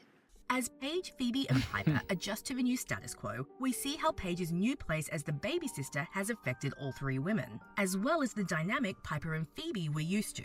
While Paige is not a reckless person, we see that in the beginning she does not quite understand the seriousness of her craft, and she ends up behaving somewhat irresponsibly with magic, inadvertently swapping bodies with Phoebe while mixing up a potion, and forcing Piper to become the diplomatic and punitive older sister, while Phoebe becomes the middle sister, smoothing things over between the eldest and the youngest, reminiscent of how Piper played peacemaker between Phoebe and Prue. Even as Paige uses magic carelessly, we see her using it in attempts to do good. She tries to avenge the females at her work, who are constantly being harassed by a sexist co-worker, and also uses the Sight Unseen spell to clear up a work friend's acne, giving him more confidence within himself. We see Paige use this spell again later in the season in order to help out a domestic abuse victim who is in danger of losing custody of her child. In both instances, Paige uses magic altruistically, but she still ends up having to wear the consequences of what is technically personal gain. However, we see her accept these consequences if it means that she has helped someone. Paige is often more willing to use magic in order to help others outside of the strict rules of the Charmed Ones, possibly due to her more altruistic nature and deep social conscience. That's nice. You're gonna use magic? Yes, I am. Despite her independent nature causing some friction with her new sisters, we see Paige's compassionate and caring side come out, and she proves herself empathetic when she's able to figure out the source of Piper's rage in the episode Hell Hath No Fury. And, through the scene, we get a glimpse into the issues Paige herself faced when her own family died. These issues are explored in one of 2 episodes in Season 4, which focus on Paige and help to build her characterization. A Night to Remember and A Page from the Past both explore Paige's character from the point of view of her past, offering up new insights and depth. A Night to Remember starts with Paige recounting a fairy tale from her childhood of an evil enchantress seeking power. Interestingly, Paige admits to understanding the enchantress and even identifying with her, despite her being the villain of the story. Paige and her sisters soon discover that the reason Paige knows the fairy tale so well is because she's actually remembering a past life of her own. This is not the first time we have seen a Charmed One's past life turn evil. In Pardon My Past, we saw a previous persona of Phoebe's embrace the dark side, but the difference in motivations illustrate the different sides to the girls and helps to further establish Paige's characterization. While Phoebe's past self went evil for love, something she would repeat in Season 4, Paige's past life is motivated by power as she pursues marriage and a child in order to gain control of a kingdom and become the most powerful sorceress in the realm. This pursuit of power is something that we see present Paige herself embrace, particularly in early Season Game of 5 Thrones. after she quits her job and dedicates herself full-time to her magic. Seeing herself in the past and the depths to which she has fallen in pursuit of power emphasizes to Paige her path in the present and alerts her to the dangers and temptations she may face. Don't tell me I become good in the future. Damn good. Running alongside Paige's storyline concerning her past life is a storyline in which she has to make a big decision in her present life, whether or not to move in with her sisters. While Piper and Phoebe agree that it might be time, especially since their powers are strongest when all the sisters live together, we discover that Paige might not be quite ready to take this step, further emphasizing her more independent nature and showing how the transition to becoming the new Charmed Ones might be a slightly rocky one. The manner in which the show lets the progression of the sisters' bond play out naturally allows the audience to slowly get used to Paige as the new Charmed One without pushing her into Prue's place, as well as allowing the sisters themselves to bond in their own time. One of the instances which furthers it— Honestly, that makes it more real. You know, you're not forcing it. It's not an immediate thing. Like, I'm just thinking about this, thinking, I bet a lot of writers' rooms would have just swapped the character and just put her directly in the house, like completely acted like that other character didn't exist. Like, they nailed this so well. I had no idea this was done this brilliantly. Because whenever you hear an actor is replaced or a character is replaced, you just kind of get that natural, it's probably not good. Because, when the show starts, it was meant to have this one character, and if they're not there, chances are it kind of goes off the rails. But it's nice to see it actually work out for once. This bonding takes place in the episode A Page from the Past, one of the most pivotal episodes in Paige's arc. After Paige freezes in panic when she, Piper, and Cole are rescuing a family from a burning car accident, Piper and Phoebe push Leo to reveal how Paige lost her parents in a car accident, and, determined to help Paige face her trauma, get their new sister to reveal the circumstances which led to the crash. As Paige recounts the accident, we see how much the past still haunts her, and, even more tragically, how she blames herself for the crash and her survival. I feel guilty every single day. With a little help from Leo, Paige is able to body jump back into her teenage self, and we get a small but very revealing glimpse into the girl Paige used to be. As Paige's adult self inhabits her teenage body, she finds herself having to deal with the repercussions of her reckless and self-centered ways. And we see how she was once an angry and lost teen, lashing out at her parents, skipping school, and using drugs and alcohol to excess, something which had already been alluded to in her introduction. I don't drink. I used to have kind of a problem with certain liquids. Lots of problems, actually, but that's all behind me. As the viewer gets to know Paige on a deeper level, we, along with the character herself, get to see how far she has come and how much she has overcome to get where she is today. While Paige does not get to prevent the crash that killed her parents and is heartbreakingly forced to watch them perish all over again, the journey to her past does at least heal some of her open wounds, as she comes to accept that the car accident was not in fact her fault, and she at least had a chance to make amends with her parents before their deaths. In a beautiful and bittersweet twist, Leo calls in a favor in order to briefly reunite Paige with her parents, and she is able to hear how proud of her they are and how they have been watching her from the other side and have seen her grow and evolve. In this way, the show not only pays tribute and respect to Piper and Phoebe's lost family, but to Paige's as well, emphasizing the positive spin on adoption and showing how, despite Paige finding her sisters, she already came from a solid and happy family. As the season progresses, we see Paige and her sisters adjusting to the new dynamic, as Paige bittersweetly fills the very large shoes. I gotta say it, I wish that was actually a thing that happened. Like, that would be amazing for a lot of people out there to just get that one chance, maybe to make up, maybe to, you know, apologize, maybe to just say something, you know? Dang. Prue left behind. Even as the sisters become closer and embrace the new charmed ones, there are still natural and understandable maybe hiccups get that along chance the way, to say goodbye. And instances in which a lot of people Piper don't and get to say Phoebe goodbye. react differently to Paige than they may have to Prue. In the episode Brain Drain, we see Piper subconsciously realize that part of her still compares Paige to Prue, even as she denies it in her dream state. I even tried to play your stupid witchy games, but all you could do is complain about me and my stuff and how we didn't compare to your beloved Prue. I've never said that. You don't have to. It's obvious in the way you treat me. And in later episodes, as Cole's descent into evil becomes more pronounced, Paige's suspicions regarding him are treated with more hostility than Prue's were, illustrating not only the similarities between the eldest and youngest sister, but also how Phoebe and Piper are still getting to know Paige and learning to trust her.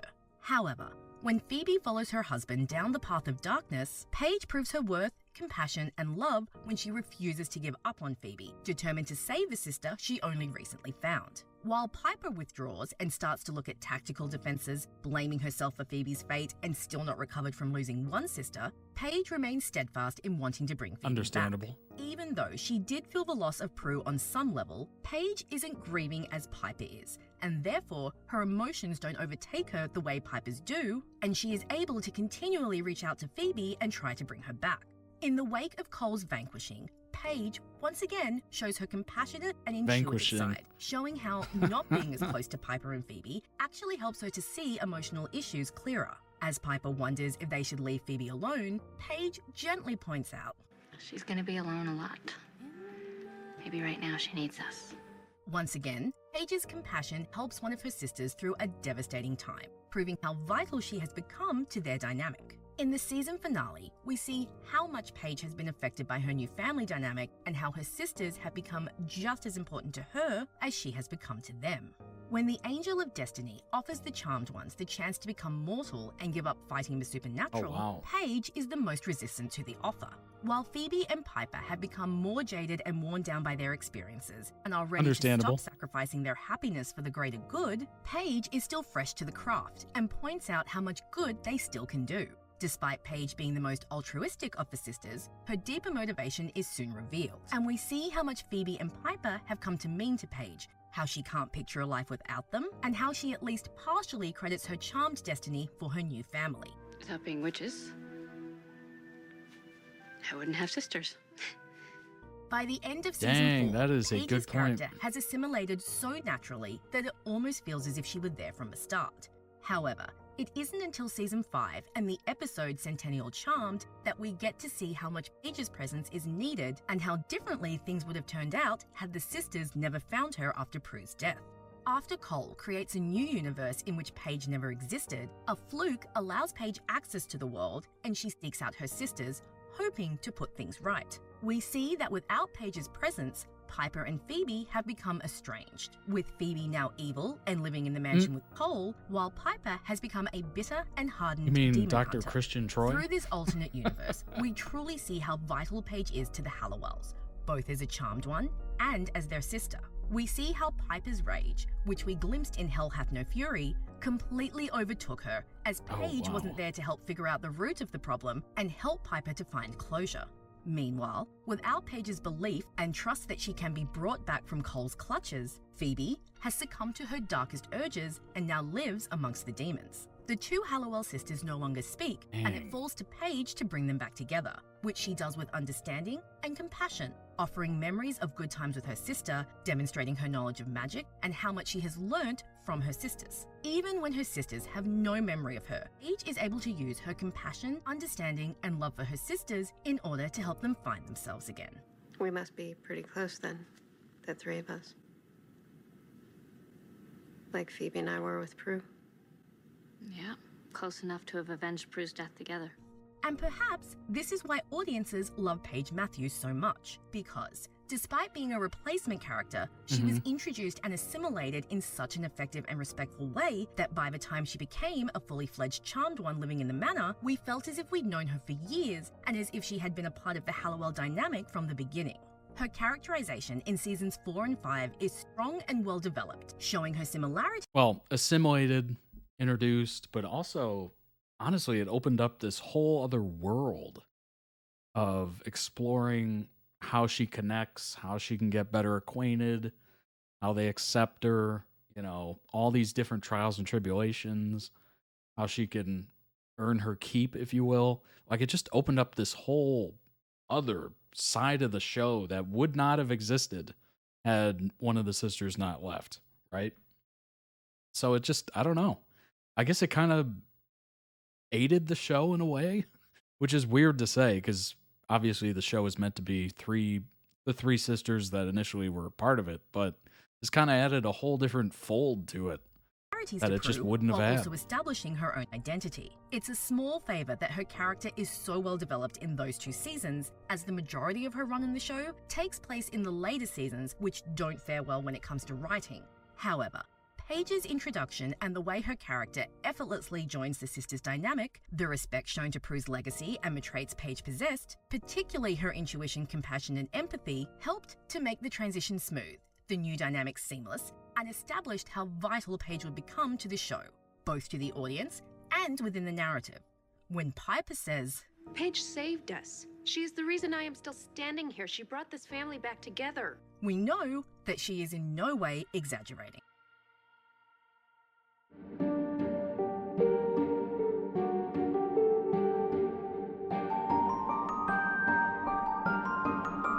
Wow. Absolutely freaking wow.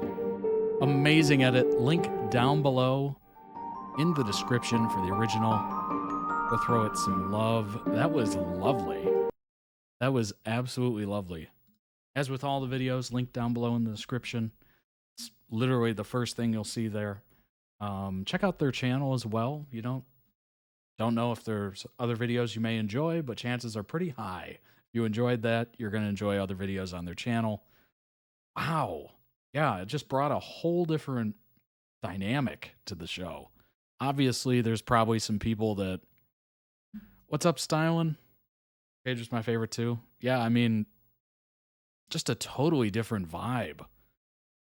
Whole different fold to the show and exploring something with their relationships that frankly would not have existed without that swap in characters. Interesting. It's one of those situations where it almost, it's kind of hard to say, but it almost made the show better in a way because it you got to see sides of the characters that just wouldn't have existed had there not been a swap. It's kind of interesting. Wow. Plus the writers got to spread their wings with it, of course. I think they did a masterful job of introducing the character. That was all in one episode. Introducing the character, giving some backstory, doing it through a date. So it was natural that questions would be asked and answers would be revealed. I mean, that is beautifully done. Beautifully done. Paige, speaking of magic, magic may work in mysterious ways, but it always works. Good point. Well, whether it's good or bad is up to you, right? That's Paige in the comics. Youngest charmed one, younger maternal half-sister of Prue, Piper, and Phoebe. She is the biological mother of twins. Adoptive one of Henry Mitchell Jr. Paige is the adopted daughter of Mr. and Mrs. Matthews. Married to Henry Mitchell. Was left at a local church shortly after her birth by her biological parents, subsequently adopted by her parents. She met her maternal half-sisters, Piper and Phoebe, in 2001 after the death of her eldest half-sister, Prue. As the daughter of a witch and a white lighter, Paige is the charmed one with the most powers. Despite being the youngest and last sister to come into the charmed legacy, her powers include telekinetic orbing, healing, and the ability to generate an orb shield. Additionally, she also possesses the basic powers of a witch, ability to cast spells, brew potions, scry for lost objects or people. What does scry mean? Magical ability to find a person or an object through the use of a crystal and a map. One of the 4 basic abilities possessed by witches, witch hybrids, and warlocks. Interesting. Kind of cool. Divine for information along with other typical white lighter powers. Furthermore, Paige can access the power of 3, collective power of the charmed ones that enhances their powers. Besides her duty as a charmed one, Paige is a full-time white lighter and works as a recruiter for magic school when new witches come into their powers. That's kind of cool. Good grief. Yeah, beautifully handled that. Gosh. You would think there would be such a... I don't know.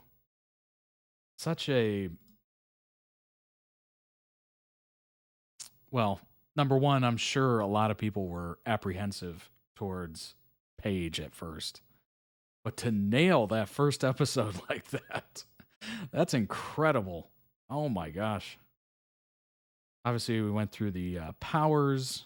Mediumship is also there. Yeah, that is amazing. When Paige was trying to protect a future white lighter, she met Henry, the parole officer of her charge. Initially, they had a rough start, but learned to overcome their problems over time. Henry later located a baby named Ramon and handed him into Paige's care while trying to locate the father. In the part of the truth, he was using the opportunity to meet Paige again. Oh, hey, you dropped your pen. Or, oh, hey, you dropped a baby. Eventually, they began to fall in love, and Paige used her white lighter healing powers for the first time by herself to save Henry from a gunshot wound. Triggered by her love for him. ADDButterfly. For me, I was glad when Prue was removed from the show. Oh, hot take. But that was because I knew the behind-the-scenes story about them. Oh, okay. Okay. I thought you just didn't like the character. That makes more sense. Eventually, they begin to fall in love. Paige finally worked up the courage and told Henry that she was a witch. That would be a big moment. A male witch named Simon Marks arrived and declared that he and Paige were destined to be married. But Paige refuses and tells him that she is in love with Henry. Simon and Henry fight for Paige, and when Henry came out the victor, soon after Henry proposes, she accepts. Plan their wedding with the obvious troubles between an engaged couple with cold feet. However, the day of their engagement party eventually turns into their actual wedding day. Marriage brought them unexpected twin daughters. They later adopt a baby boy, call him Henry Jr. Main struggle of the marriage seems to be the fact that Henry is mortal. I mean, yes. And magic is constantly putting their family in danger. Right. Well, you just gotta... obviously, if you marry someone who's, I don't know, fighting evil through witchcraft, you're going to run into some bumps in the road. That should be pretty expected. This is actually a post from Rose McGowan, who played Paige. I learned a lot from playing Paige Matthews in the original Charmed. I learned that goodness can win. I learned that it's okay to be silly, loving, and goofy. I learned that I was magic too, and I learned that we all have magic in us. Thanks for indulging my memories of Paige. That's awesome. Everyone's saying, my favorite Paige, love you in Charmed, miss it dearly. One of my favorite Hollowell sisters, my favorite character. Charmed as a whole helped me through some dark times. It's always good to hear.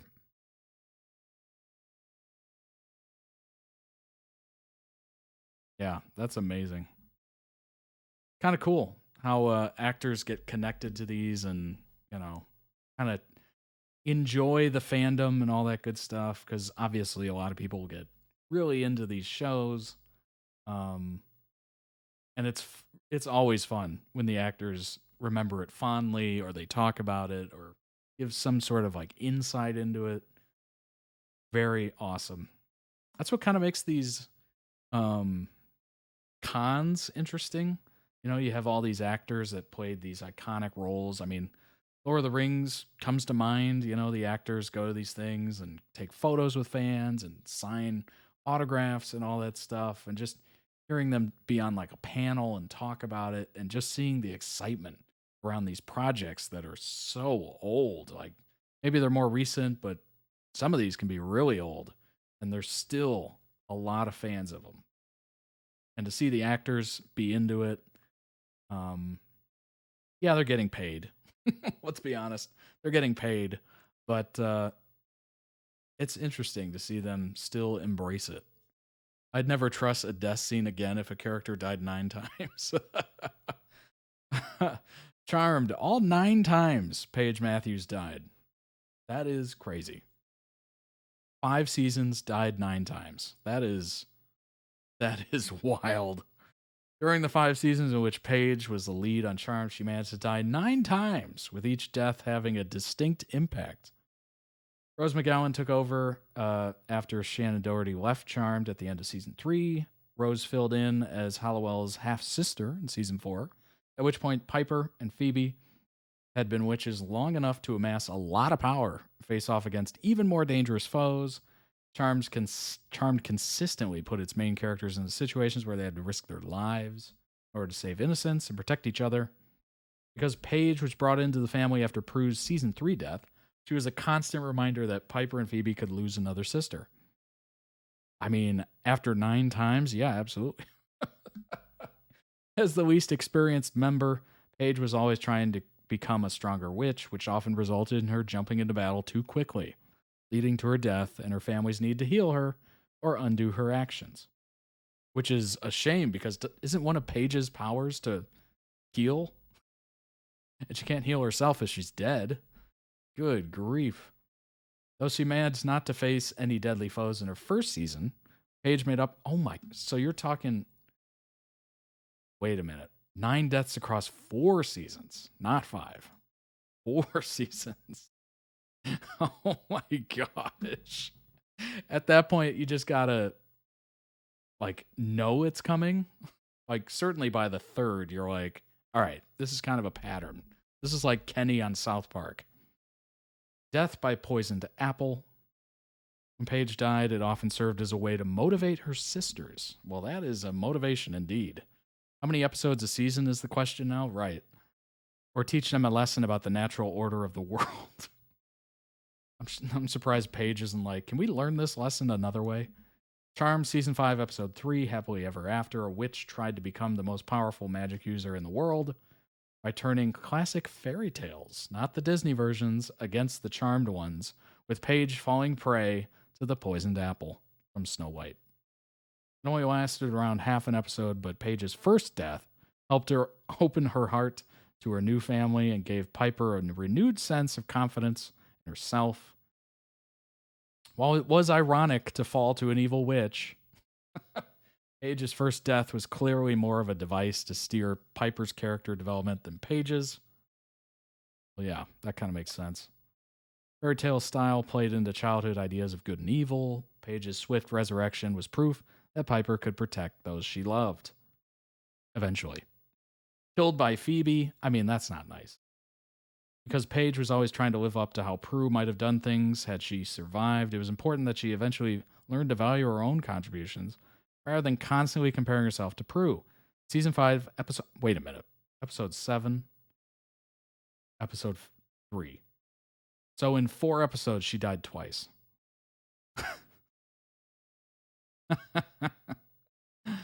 Oh my gosh. The demon exploited the charmed one's fears, tricking Phoebe into killing Paige. Confirmed the idea that that Phoebe could easily commit evil acts. It also demonstrated how much Paige was loved. Oh my gosh.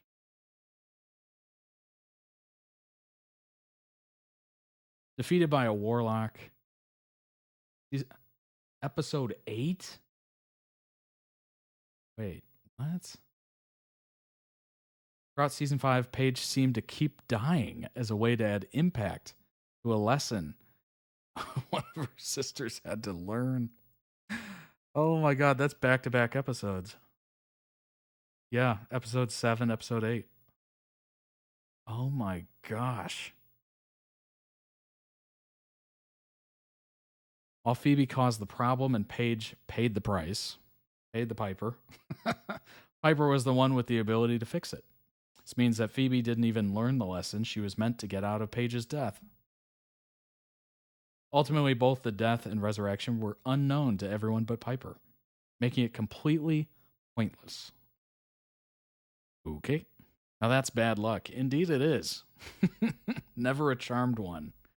All right, episode 12. So she got a couple episode break between deaths, which is good. Centennial Charmed, 100th episode. Cole prevented Paige from ever meeting her sisters, which resulted in the creation of a dystopian world where Paige was killed by the Source before becoming a charmed one. Death was permanent, had lasting consequences for the family and the world. Paige dead, demons took over, as we learned in the video.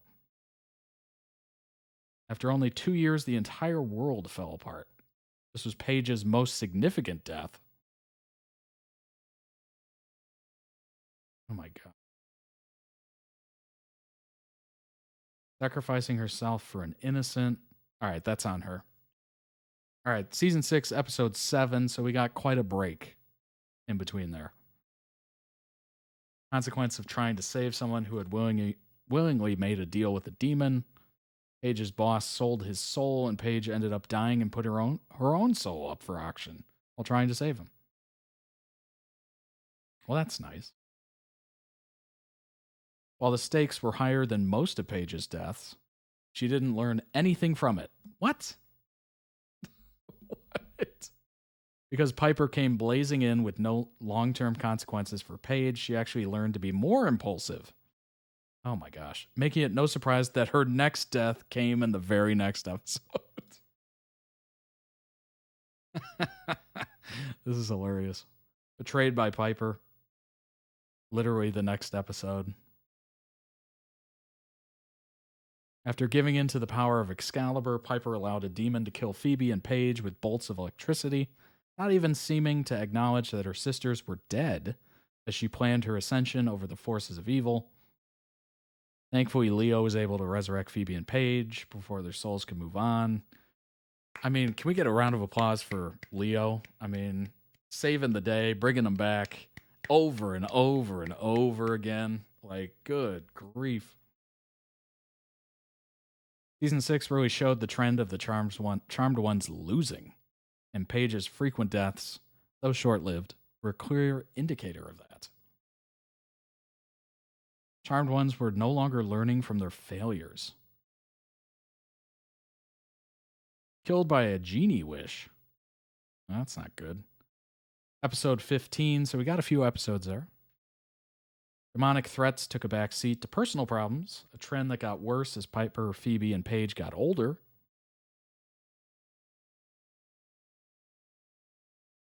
Leo accidentally healing Piper in his sleep was the only reason their deaths weren't permanent. I mean, Leo is doing the heavy lifting here. What is happening? What?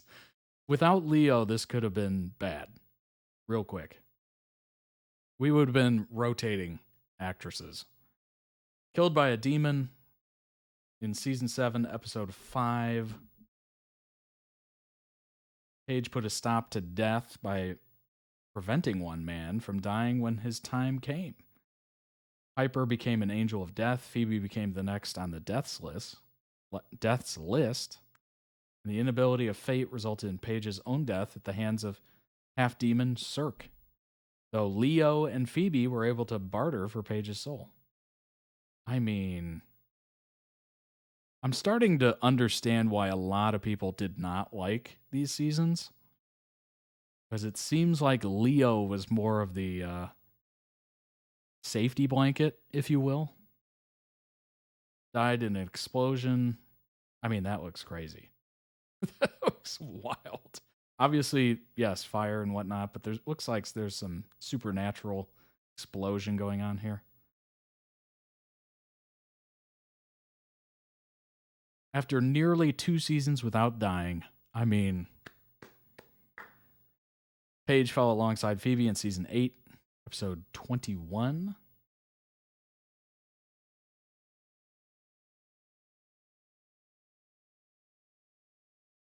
Wow. Unbelievable. How the original Charms still had 2 more seasons after being canceled. Whoa. I mean, the big takeaway there, Leo was a necessary character. Because it seemed like they just couldn't help themselves from getting into terrible situations and not being able to get out of it unscathed. But obviously, as the video that we watched said, they did a really nice job of introducing the character, blending it well,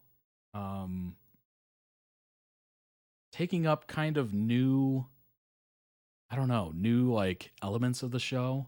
Like it was a fold or a wrinkle in the show that honestly wouldn't have been there had the character not had to come in. So did it make it better? Yeah, honestly, I think it probably did. Just having the sisters have to like react to that and come together and seeing new aspects of the relationships they hadn't seen before, putting them in odd situations of letting, this person come in and they didn't know them and all that stuff. Yeah, I think it actually made the show better. Now the writing, the writing of those later seasons sounds terrible. The fact that you had to keep killing characters over and over and over and bringing them back and bringing them back and bringing them back. I remember seeing a bunch of comments on this Reddit post from a couple Charmed reactions ago, basically mentioning they didn't like the fact that Leo was very much this kind of like safety blanket or had like a bigger part of bringing people back. And it kind of, just reading that kind of takes a lot of the power away from the Charmed ones, and they just seem almost pathetic. Like they keep getting themselves in situations where they end up dying, which is not powerful at all. So it's just like, what were they doing with that?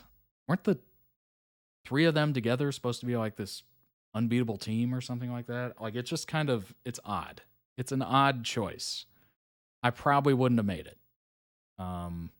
Maybe if they're off on their own and they get caught, doing something else and they're split from their sisters, maybe they can be easily susceptible, but they shouldn't be dying constantly. It's just, I don't know. That's a weird choice for the writers to make. Very odd. I get, having some ups and downs and some pitfalls and whatnot, but whoa. It's like doing the Jon Snow thing over and over and over and over and over. Like back-to-back episodes, too. Like that starts to feel like South Park. I don't know about that. That seems a little odd to me. But let's go ahead and jump into the next video. It is called A Guide to Stray Kids 2023. So it's not that old, from 2023. It'll, let's see, teach us more about the Stray Kid members. So let's go ahead and bring that up. Alrighty. I'm not sure if we're going to need closed captioning for this or if it's going to have it on the video itself, but let's go ahead and get into it. I wanted to give a bigger guide, but they're all so long. I bet they are, honestly. Woohoo! Our boys, indeed. Jump in.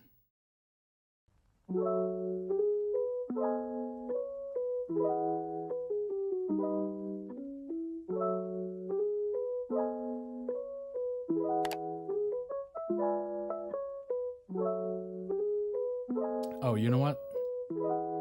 Let me go ahead and change the size of this so we can keep reading it. Hold on.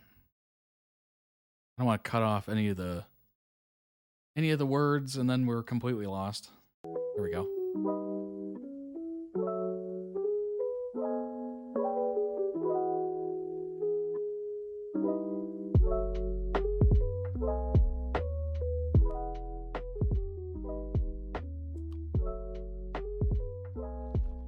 Oh, wow. Leader of the group handpicked the members.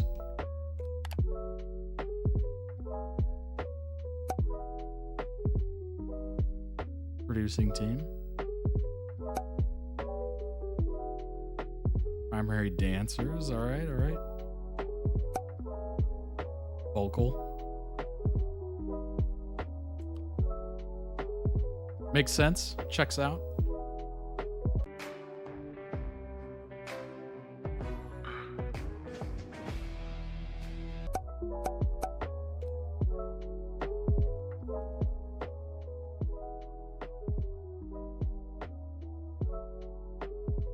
Seoul, 1997, Aussie accent. Oi, Felix!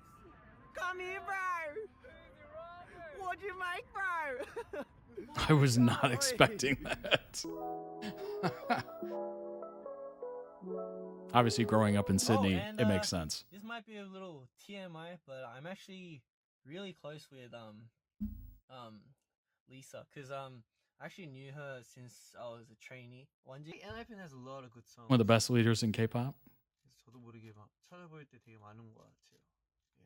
Yeah. Oh, and yeah, they have an Australian mate, don't they? If we ever get time, I'd love to meet up and get close.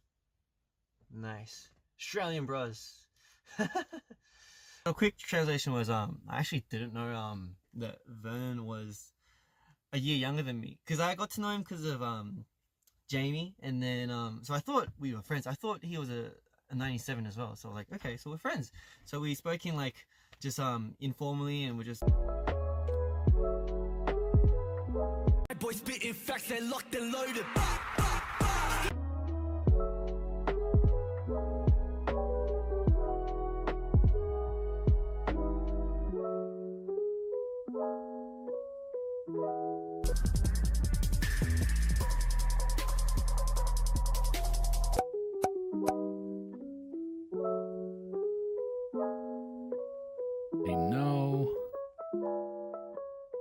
South Korea, 98. Backup dancer for BTS. Really?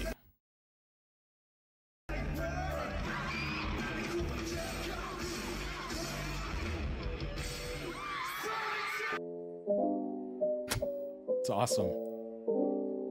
That's so cool. He got his own thing.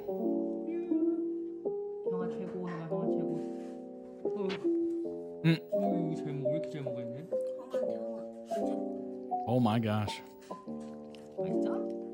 Stay 안녕. 너도 안녕해. 안녕. Realist member. That's a little subjective. 아니지. 나는 여왕이야. 이랑 빼빼로 게임이라니.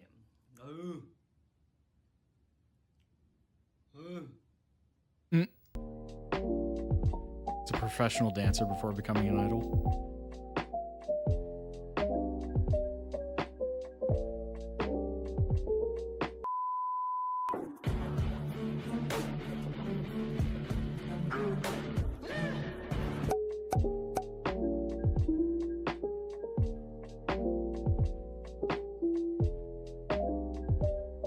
Changbin, South Korea, 1999.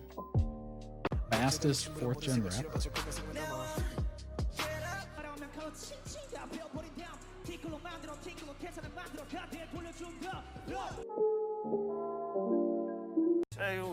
One of the loudest members. Now I'm so sensitive because I'm so hungry. Because I'm so hungry. Yeah, I'm hungry. I'm hungry. You're always hungry. I'm hungry. 나 고파. 그렇지. 뒤에 꽉 잡고 있어. 아, 차가워요, 차가워요. 아, 뜨거워, 뜨거워. 아, 힘들어. 하나, 둘, 셋. 돼지 더하기 토끼는 돼지. 따따따따.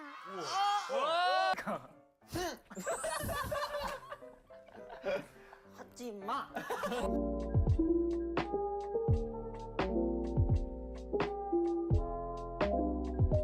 The scary rapper.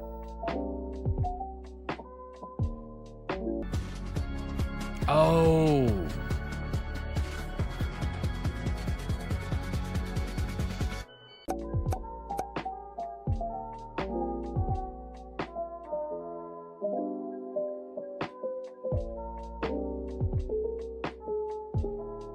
Born in Seoul, 2000.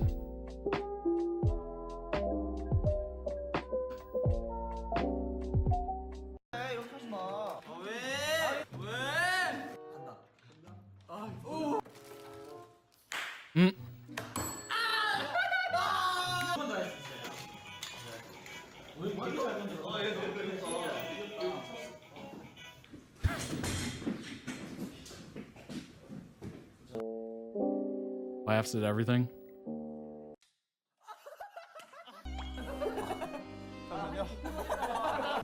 I can relate. I literally laugh at everything.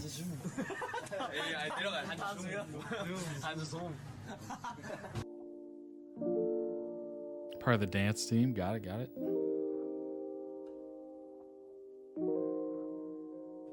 Barrett. Interesting.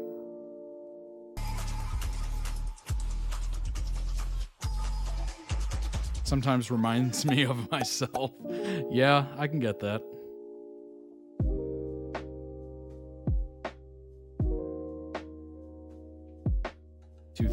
South Korea. Lives in, wow, used to live and study in Malaysia. Han and Changbin are my bias. 근데 너가 나한테 말했어. 근데 나는 그게 신경이 너무 거슬린 거야. 아, 서로 사이가 너무 안 좋은데 하나하나가 너무 싫은 거야. 그래가지고 아니 그만 좀 신경 써 이랬는데 아니 네가 틀렸는데 어떻게 신경을 안 써 이렇게 됐어.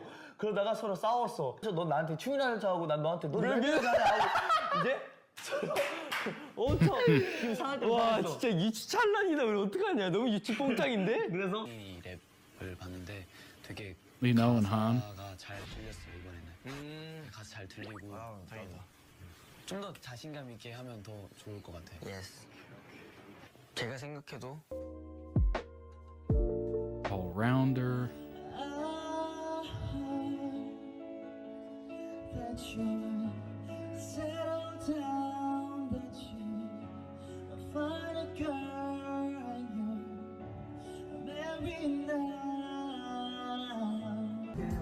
Great voice. Holy cow.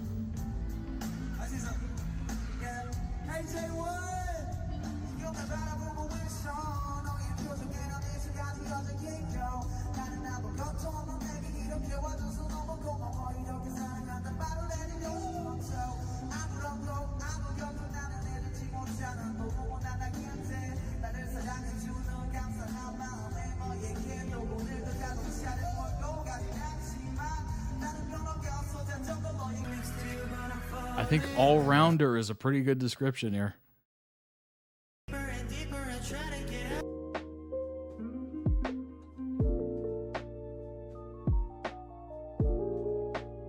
He is the ace, but can be the funniest member. Squirrel. Yeah, that sounds about right.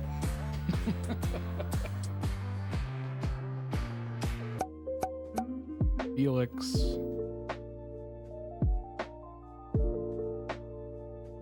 Another Australian.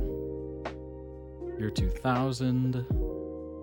Learned Korean by himself. Wow. How did you learn your Korean? How did I learn my Korean?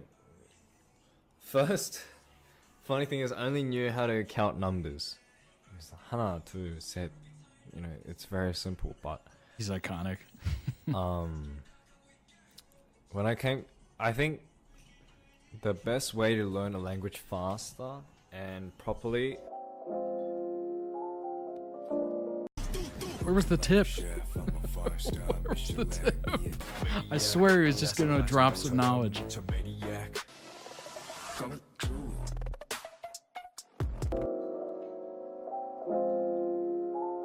Loves physical touch.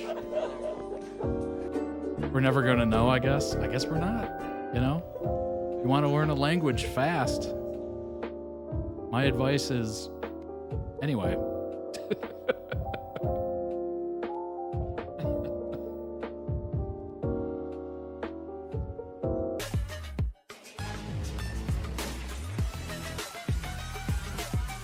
I'm assuming what he was going to say was move to the place where they speak it the most.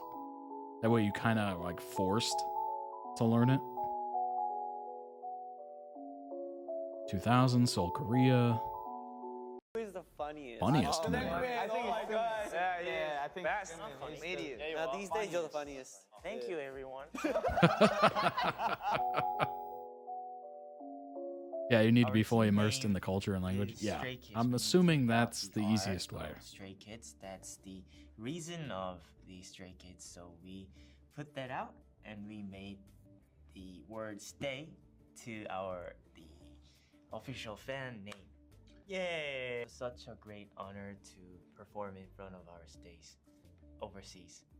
Thank you guys for coming in today. Thank you for inviting us.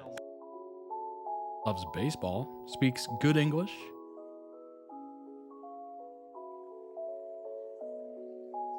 Part of the vocal team.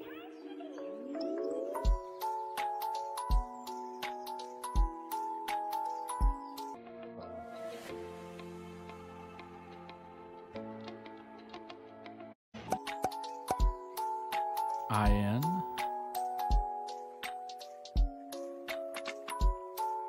South Korea. 2001. Fashion icon. Definitely into streetwear. Could be an elementary school teacher.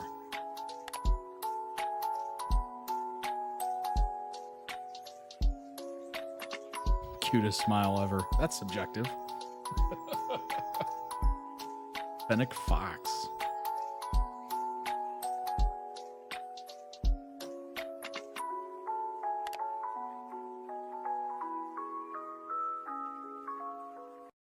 All right. We do have some amazing links here to go over more Stray Kids stuff. There's a lot of links. We're probably not going to go through all of them, but there is 2 videos, so it kind of makes sense that we kind of split it. Very interesting. It's cool to see that, you know, not all of them originated from South Korea. That's kind of interesting. That's something that I wouldn't have guessed or known. But yeah, it's very cool. Very interesting. I like the fact that the leader like selected, handpicked everybody. That just kind of makes it, so however the leader is, it's just going to make it, I don't know, more cohesive.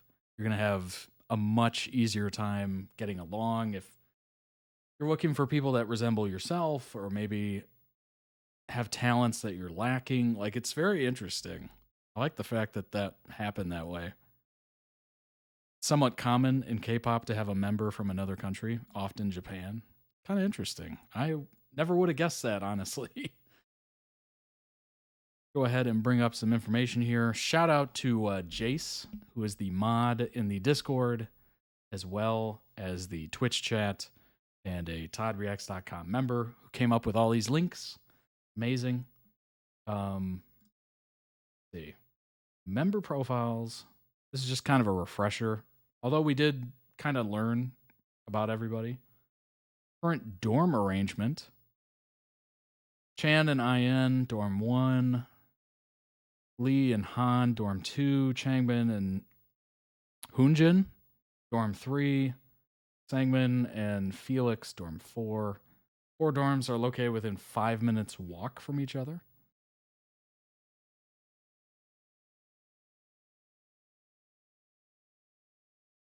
Yeah, I think we kind of went over most of this just in the video, but I do remember this list. Like guitar and piano. I think if I remember correctly, a lot of comments were just like, some of this isn't correct. Which I get. It's probably hard to compile all this stuff from different videos and interviews, and frequent habit is cracking his fingers. Well, I mean, I do that too. I don't know why. Sometimes it just feels like you have to. And sometimes I just do it because, I don't know, maybe I'm nervous, maybe I'm anxious or something. Fear of heights. Same. His motto, let's eat well and live well. Amen. That is a great motto. That is a wonderful motto. Although sometimes I don't eat well. That is a fact. Sometimes you gotta just, you gotta just look the other way and eat not well. He wasn't in Stray Kids, he'd be a dancer.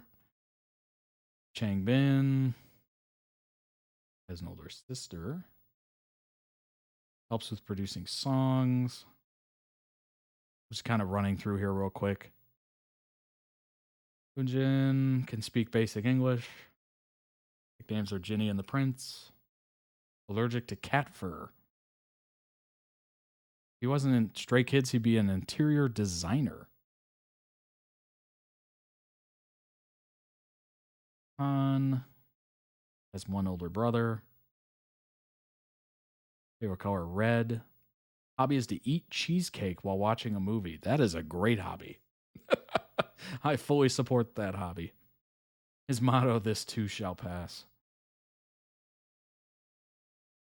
Felix. Favorite sport is soccer or football. Favorite color is black. Favorite number is 7. If he wasn't in Stray Kids, he'd be a songwriter. Pretty much the same thing. His motto, just a little braver.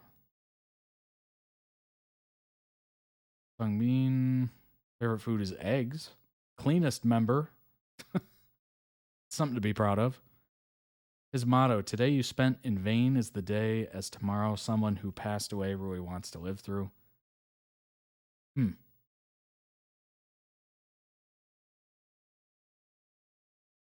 IN, Catholic. Likes all foods besides beans. Oh, that's right. I remember reading that. A lot of the members don't like beans. I don't know if that's true or not, but that's very funny how it was listed for a lot of people. That's funny that his nickname is Beanworm.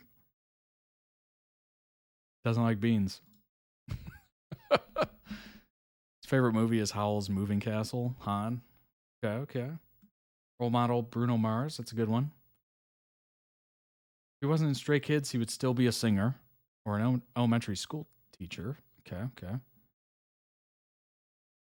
Mujin, former member.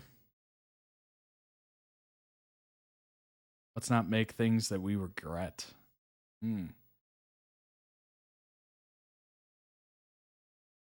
Oh, who is your Stray Kids bias? Let me know down below in the YouTube comments after this gets posted.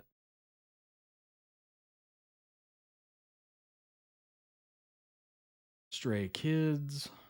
Staying power as they gave their first performance in the UK in 5 years. For 5 years, Rolling Stone UK caught up with Bang Chan, Lee No, Changbin, Hoojin, Han, Felix, Sangmin, and IN, who together make up the record-breaking K-pop phenomenon Stray Kids. Here they open up about the bonds they share between themselves and their devoted fans, as well as the common goal of superstardom. Bang Chan visibly recoils when I ask how it feels to be part of a global phenomenon. Quote, are we that big? He laughs nervously. genuinely flustered by the suggestion as he twiddles the ring on his finger. That obviously makes him nervous. His hair perfectly sculpted to look effortlessly messy. Okay, writer. Okay, writer. When I press the point, he concedes with a modest okay, in a self-deprecating way that suggests he doesn't really believe me. Felix, the other Aussie member in the group alongside Bang Chan, is similarly stunned by the idea of the band's immense popularity.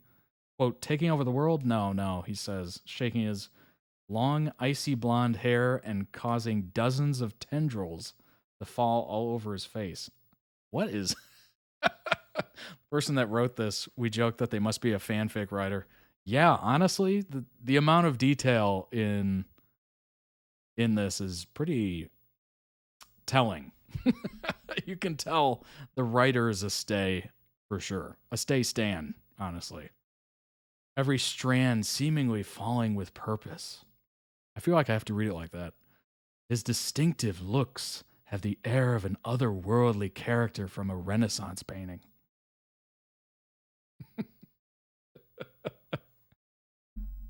Let's see here.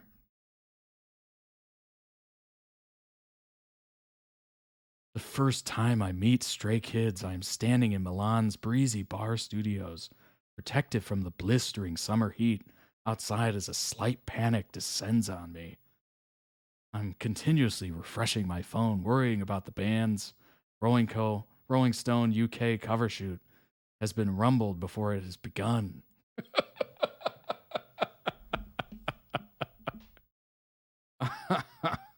Oh my gosh. I am dead. This is very funny.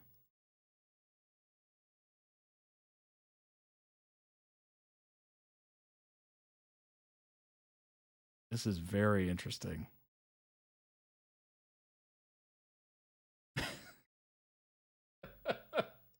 Oh my gosh.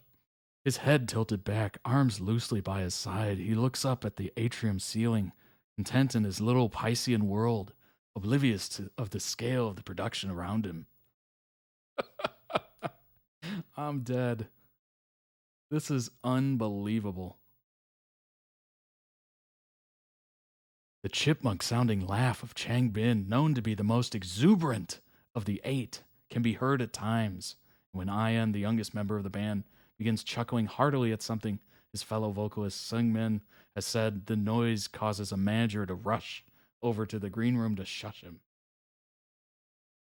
I am just, yeah. This writer clearly is a descriptive writer to the point where you do think this person writes fan fiction for sure. I haven't even consumed fan fiction, and I know this writer writes fan fiction. That is unbelievable.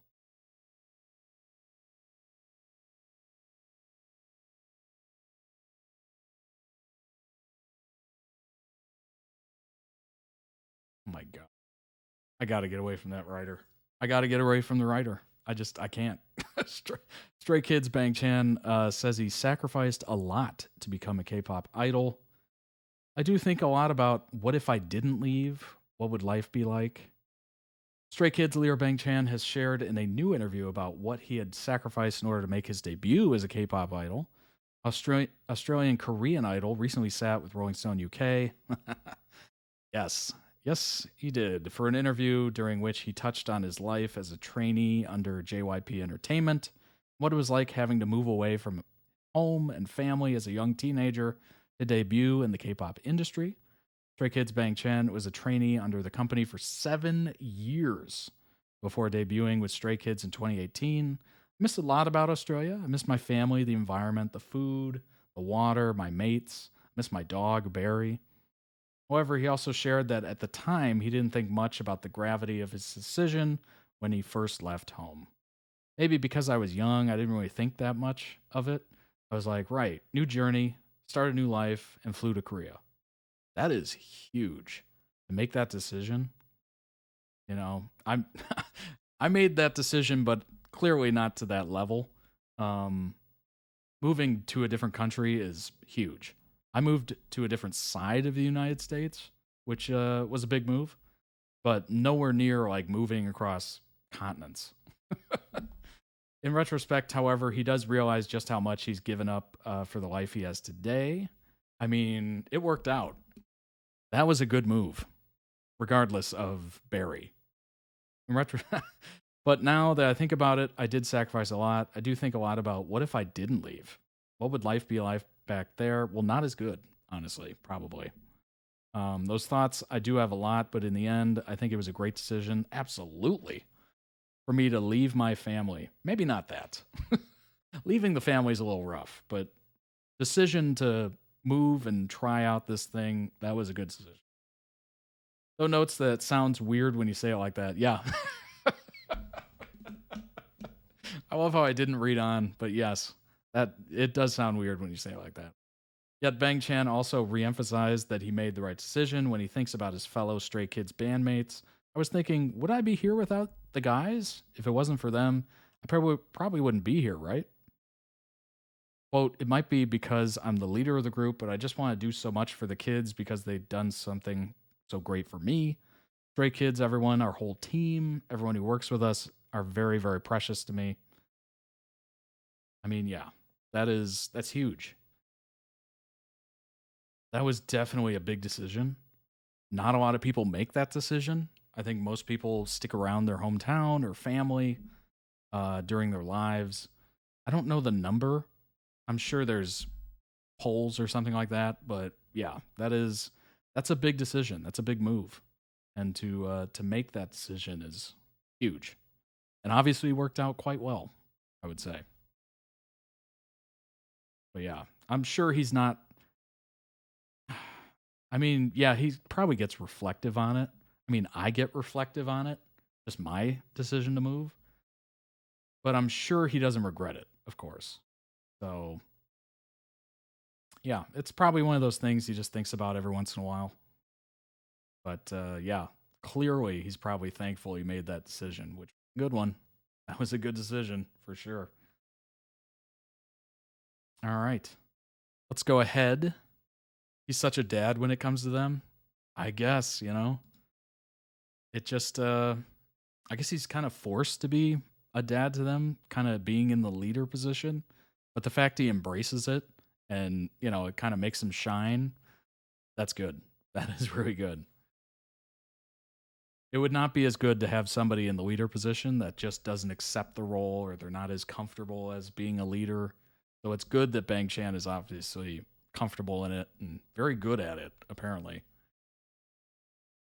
Let's go ahead and jump into the next Stray Kids video. It is entitled Just Stray Kids Being Stay's Personal Comedy Show. So I'm assuming it's a lot of humorous moments between them. Let's go ahead. This is a great way to end the week. This is a great way to end it. You know, every once in a while I pick the wrong video to end with, but I think this one's going to be good. Let's go ahead and bring that up. End on a laughing note. Alrighty. Let's do it. 와 들어가자. 야 누가 들어갈래? 야 누구 먼저 들어갈래? 야 가위바위보에서 진 사람부터 들어가자. 안 내면 진 거 가위바위보. Oh gosh. 각 팀의 맏형들이 처음으로 들어가는 걸로 하겠지. I love how no matter how old we get, rock, paper, scissors is just universal, and it's just the first thing that comes to your mind. 자 별개입니다 별개. 김승희 먼저. 까불지 마. 네가 꼴찌했잖아. 안 넘진다 가위바위보. 가위바위보. 가위바위보. 들어가. 응 들어가. 응 들어가. 다이빙 준비 완료. 다이빙 준비 완료.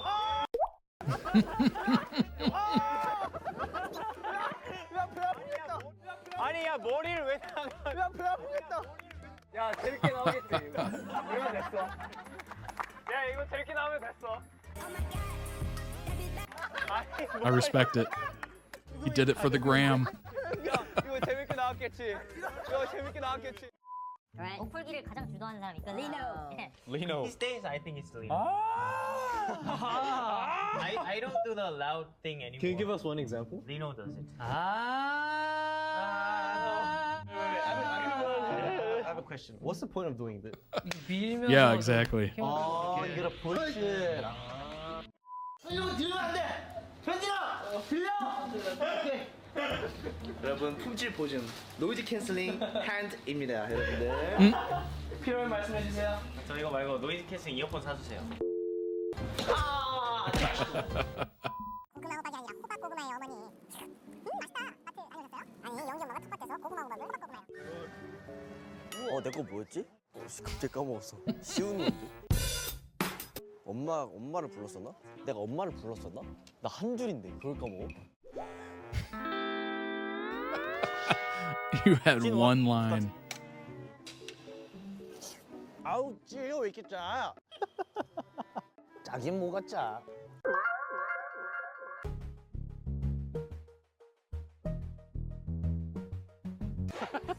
아니야. 가보자고. 어디 할게. 아우, 찌가 왜 이렇게 짜? 짜긴 뭐가 짜? 물 좀 넣고 변식을 하셨어요. 짜면 몸에 안 좋은데. 엄마, 이거 뭐예요? 감자인가? 고구마 호박 몰라? 호박만 나는 노란 고구마. 호박 고구마요, 어머니. 왜요? 아, 왜 그래? 왜 그래? 아, 이제 말하려고 그랬어요. Oh, okay. 야, 바로 다시 해. 정신 차려! 아우, 찌가 왜 이렇게 짜? 아우, 짜긴 뭐가 짜? 물 좀 넣고 변식을 하셨어요. 짠 거 몸에 안 좋은데. Damn, they got dumb people of the group? That's an actual title? And people are assigned? Oh my gosh. 엄마, 이거 뭐예요? 감자인가? 고구마 호박 몰라? 호박만 나는 노란 고구마. 고구마 호박이 아니라 호박 고구마요,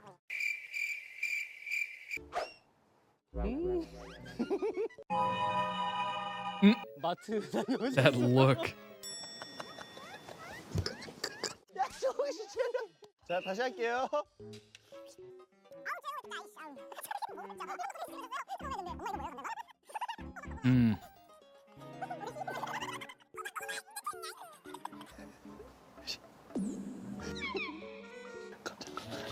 감자 같은데?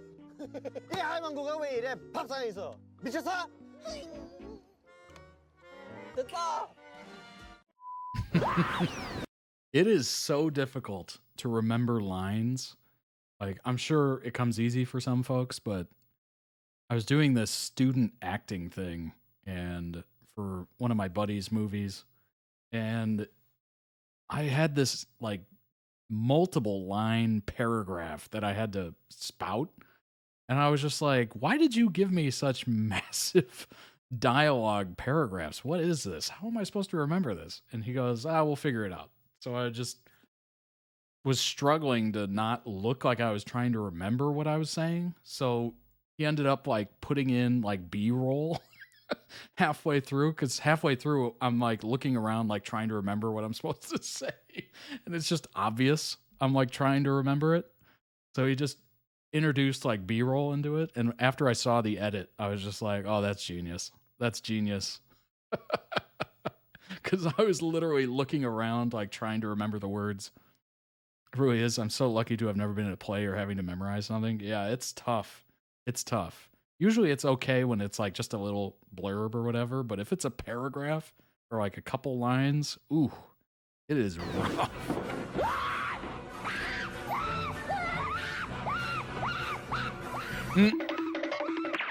Meanwhile.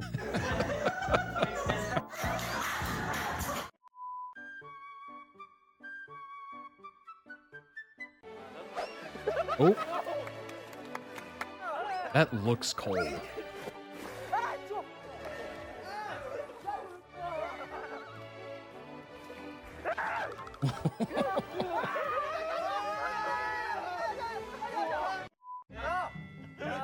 이쿠소 황현재 들어와.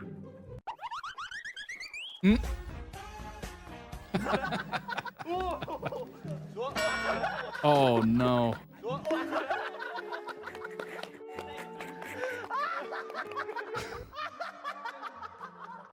아니 빈이 형 뭐 인명 구조대 아니야? 여기 가보세요. 괜찮아요. 긴장 풀어요. 무서워요. 준비. 시작. The sound effects though. 자, 준비 시작. Oh my gosh.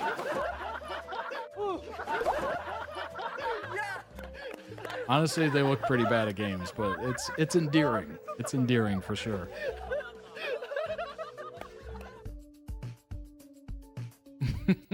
시작.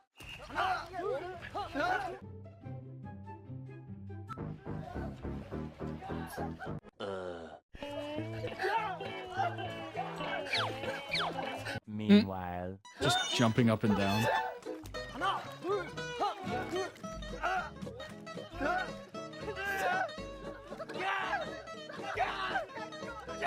Oh my gosh.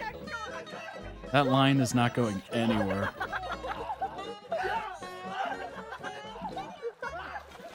Uh-oh. Oh.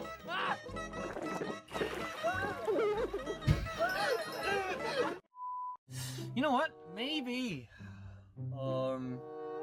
I don't know if I'm allowed, but maybe I might play a little snippet of something that I'm not allowed to play. I don't know if I'm allowed to. Should I or not? No, of course I'm not allowed to. That's funny. 진짜 짧게 틀게요. 자, 가볼게요. 어떡해? 여러분. Damn the consequences.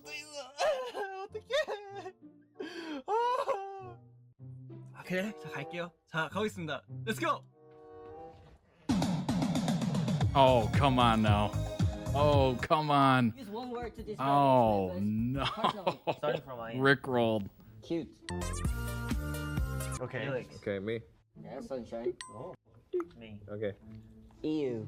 Yeah. Ew. E-W. Yeah. That is an absolute classic. E-W-W-W.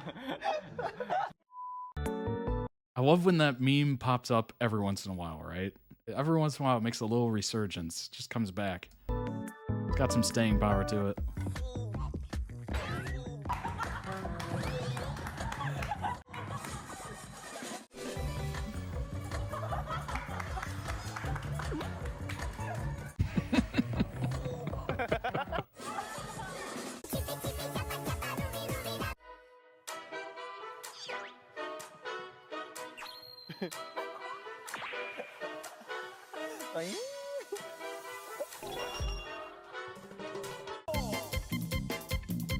Hmm?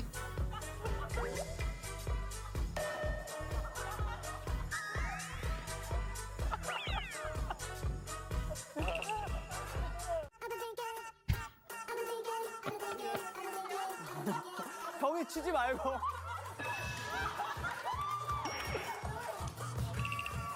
아, 힘들다 이거. 뭐야 미시? 살리고 살리고 살리고 살리고 살리고 살리고 살리고 살리고 살리고 아니 살리고 살리고 살리고 살리고 살리고 널 준비됐어? 너너해해쭉 매니아 나사 빠진 것처럼 매니아 프랑켄스타인처럼 매니아 매니아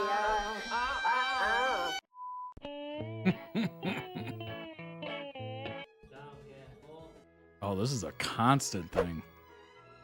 Kind of makes sense. If there's multiple people, you're just gonna always play it to decide who goes.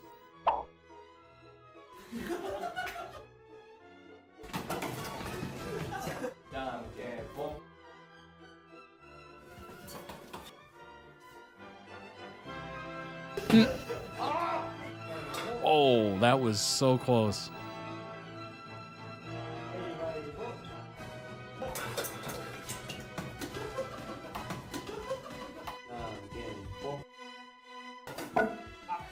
This isn't going well. This is not going well.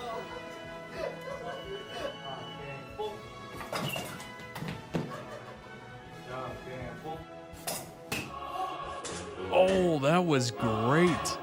Oh my god. That was amazing. 수민 씨랑 약속을 한 거 아닌? 전 약속한 게 아니에요. 그러니까 우리 이엔이가 약속을 했고요. 나는 승민 약속한 게 없잖아요. 제가 이제 또 피해자분들의 이제 변호사인데 자 집중. 변호사 말에 집중. 스테이법 325조 이제 801 이제 봤을 때는요. 약속은 약속이다라는 이제 그런 법이 있는데 그 법에 대응을 하자면 Makes 약속은 sense. 약속이고 밥은 밥이다. 이 말을 해주고 싶습니다.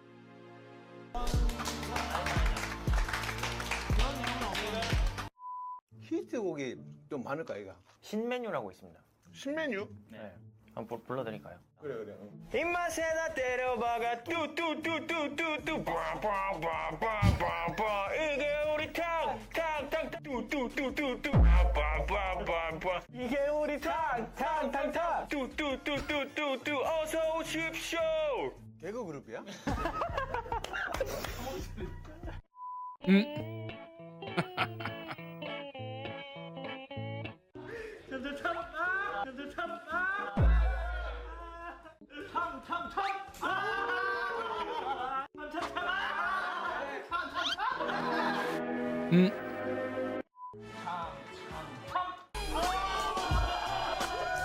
John Cena. 잠깐만.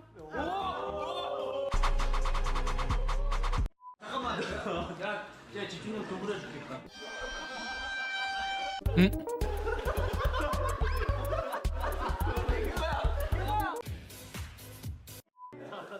It's locked in.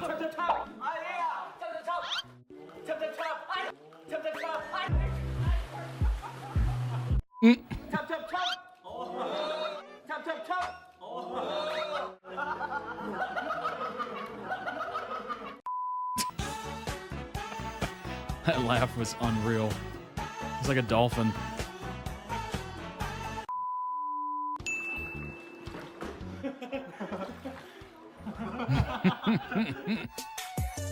Oh my gosh.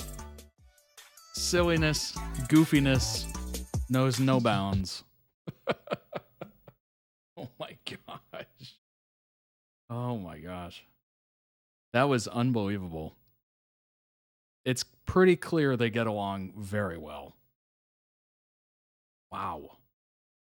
Where does all that content come from? I'm assuming it almost seems like some sort of reality show in some way. Like it's a lot of content, but I'm assuming because they're in dorms, right? So is a lot of that shot in the dorms? Or is there like a shared space where they all come together?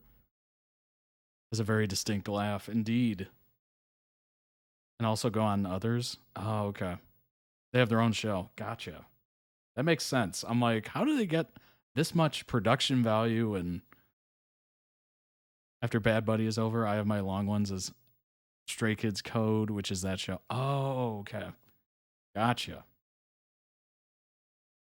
Stray Kids are racking up gold records in America. A recent article a couple weeks ago. Hugely popular in America for several years now. They have sales and chart wins to prove their position. The one in the water is from a series called SKZ Code. Oh, okay. Yeah, that was very funny. The water ones, that was beautiful. In many ways, they rank as the second most successful K-pop act in the US behind only BTS. The band earns another important win with one of their fan favorite singles, which adds to their growing list of honors. Boy, I'm not able to enunciate as well. I think that just happens as the stream goes on. My enunciation just goes wow. Organization certifies albums and songs gold after they shift 500,000 equivalent units in the United States alone. Thunderous marks the fourth song by Stray Kids to collect a gold plaque. Their other hits, Backdoor, Maniac, and God's Menu, have all snagged the same prize. It's still rare for South Korean groups to see their singles earn any certifications in the US. Very few names in the K-pop space have managed to do so, and Stray Kids ranks among the most successful when it comes to the RIAA honors. It's also the same group that was going after people for Napster and LimeWire and pirating music, if you remember those days. They do still land behind BTS, who have seen many more tunes land certifications, including several that have advanced beyond gold. That's not surprising. I mean, when you're hearing Dynamite in like a department store, that's how you know you've made it. If they're playing your song in the middle of a McDonald's, you know you've made it, right? Thunderous marks Stray Kids' third song to land gold certification this summer. Maniac gave the band their first such win in 2024 back in May. In June, Backdoor doubled their count of gold smashes this year. Two of their albums have also hit the same threshold. Both 5-Star and Rockstar have moved at least 500,000 units as well. I mean, that's amazing. If you can do that much success internationally, you are on your way for sure. It's not like they needed it, but it's just kind of a nice little bonus. There's like 46 episodes. Dang, okay. That's why there was so much content of them. Stray Kids live in London, a thunderous show of epic proportions. Got 5 stars. 5 out of 5. Bathing. Oh my gosh, wait a minute.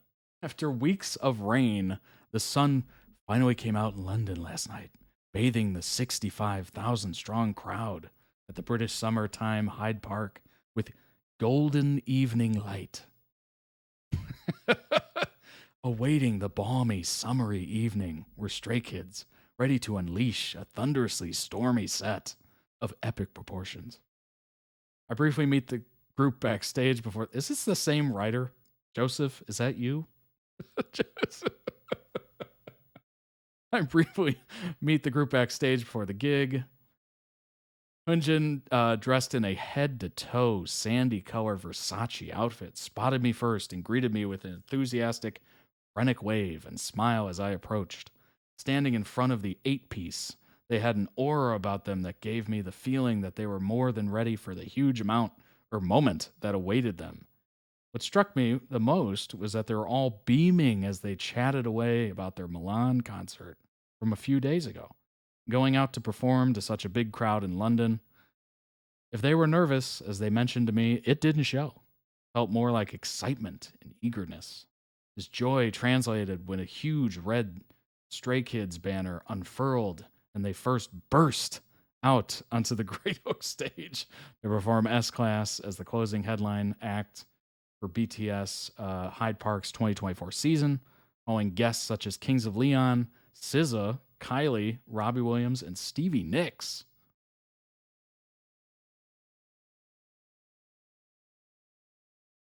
Not bad, not bad. That's amazing. To perform in front of like 65,000, that's got to feel unreal. They're singing your songs, they're dancing, they're into it. Like that is just... I'm sure creating the music is very nice. You know, it's obviously very rewarding for those that, you know, partake in that. And seeing the song come together and producing it and all that good stuff, making it sound how you want it to sound. But doing the concerts is probably what keeps people going in the music industry. Because it's just that, it's that public confirmation that you're just like, all right, I'm doing things right. They're into it, you know?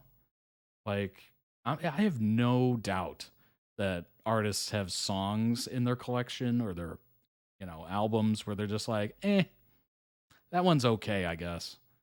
And then to hear people like singing and dancing to it, maybe it becomes a single, whatever, or a hit, like not even a single, but it just becomes like an underground hit that people are really into. I'm sure that's like so gratifying.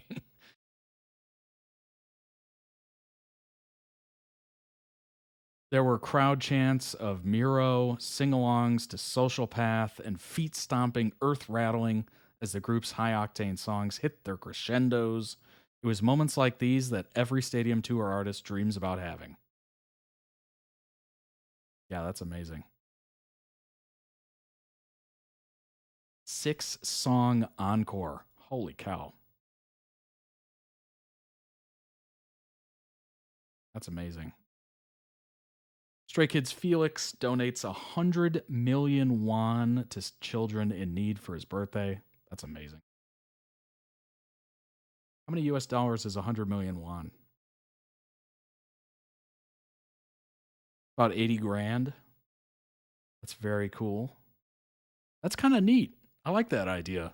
You know, giving to others when it's typically a day where you're being given things and showered in gifts and stuff. It's really nice. I like that. Miro is one of my favorite songs. Might have to put that down for October. Absolutely. I'm all for it. It'll probably get blocked, honestly, but maybe it won't. I don't know. I'm just so jaded after having oh gosh, what was the one that blocked? Oh, it was that short film. Yeah.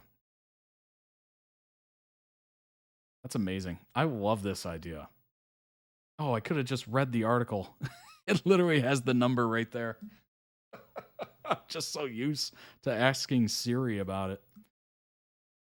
Donated about 75,200. Well, when this was written, certainly the exchange rate goes like this.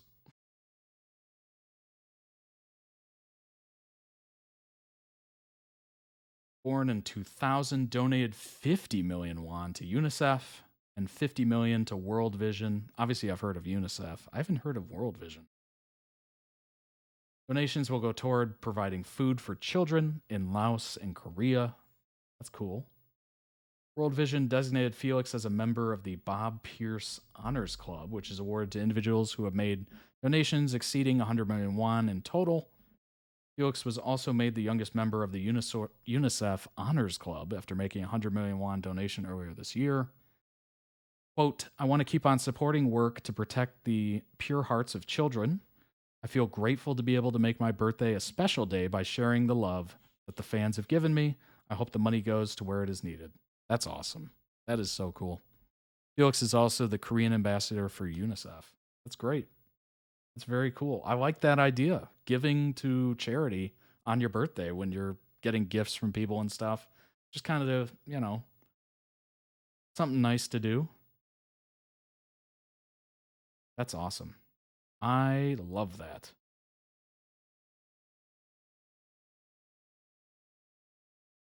Happy birthday, Seungmin Day, or Happy Seungmin Day. I'm stuck on birthdays. Celebrating Stray Kids members' birthday with... Oh, wait a minute. It is birthday. With a closer... My brain must have saw birthday, and I just inserted it there. With a closer look at his vocal performance evolution. From being a JYP trainee to becoming the main vocalist of Stray Kids, let's celebrate his special day with a closer look at his vocal revolution. From his early days as a trainee to becoming one of the leading vocalists in the K-pop world, journey is a testament to his dedication, passion, and undeniable talent, and a vital part of Stray Kids' sound. Additionally, in his solo projects and covers, Seungmin truly shines, allowing his voice to take center stage and highlight his growth as an artist. Here Always, original soundtrack for Hometown Cha-Cha-Cha.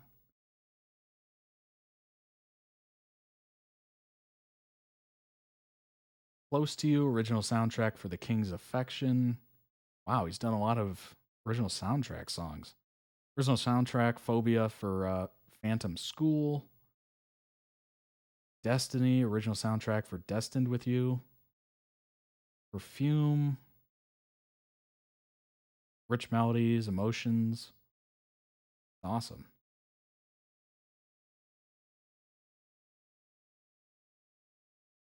Beyond his solo songs and original soundtracks, he's also thrilled fans with unforgettable performances through his song covers.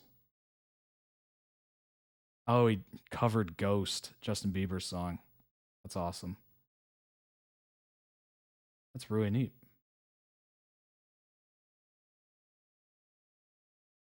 That's awesome. To be able to perform on original soundtracks, that's so cool.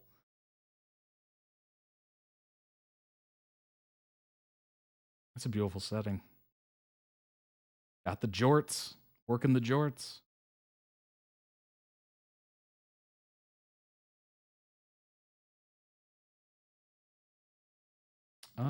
I think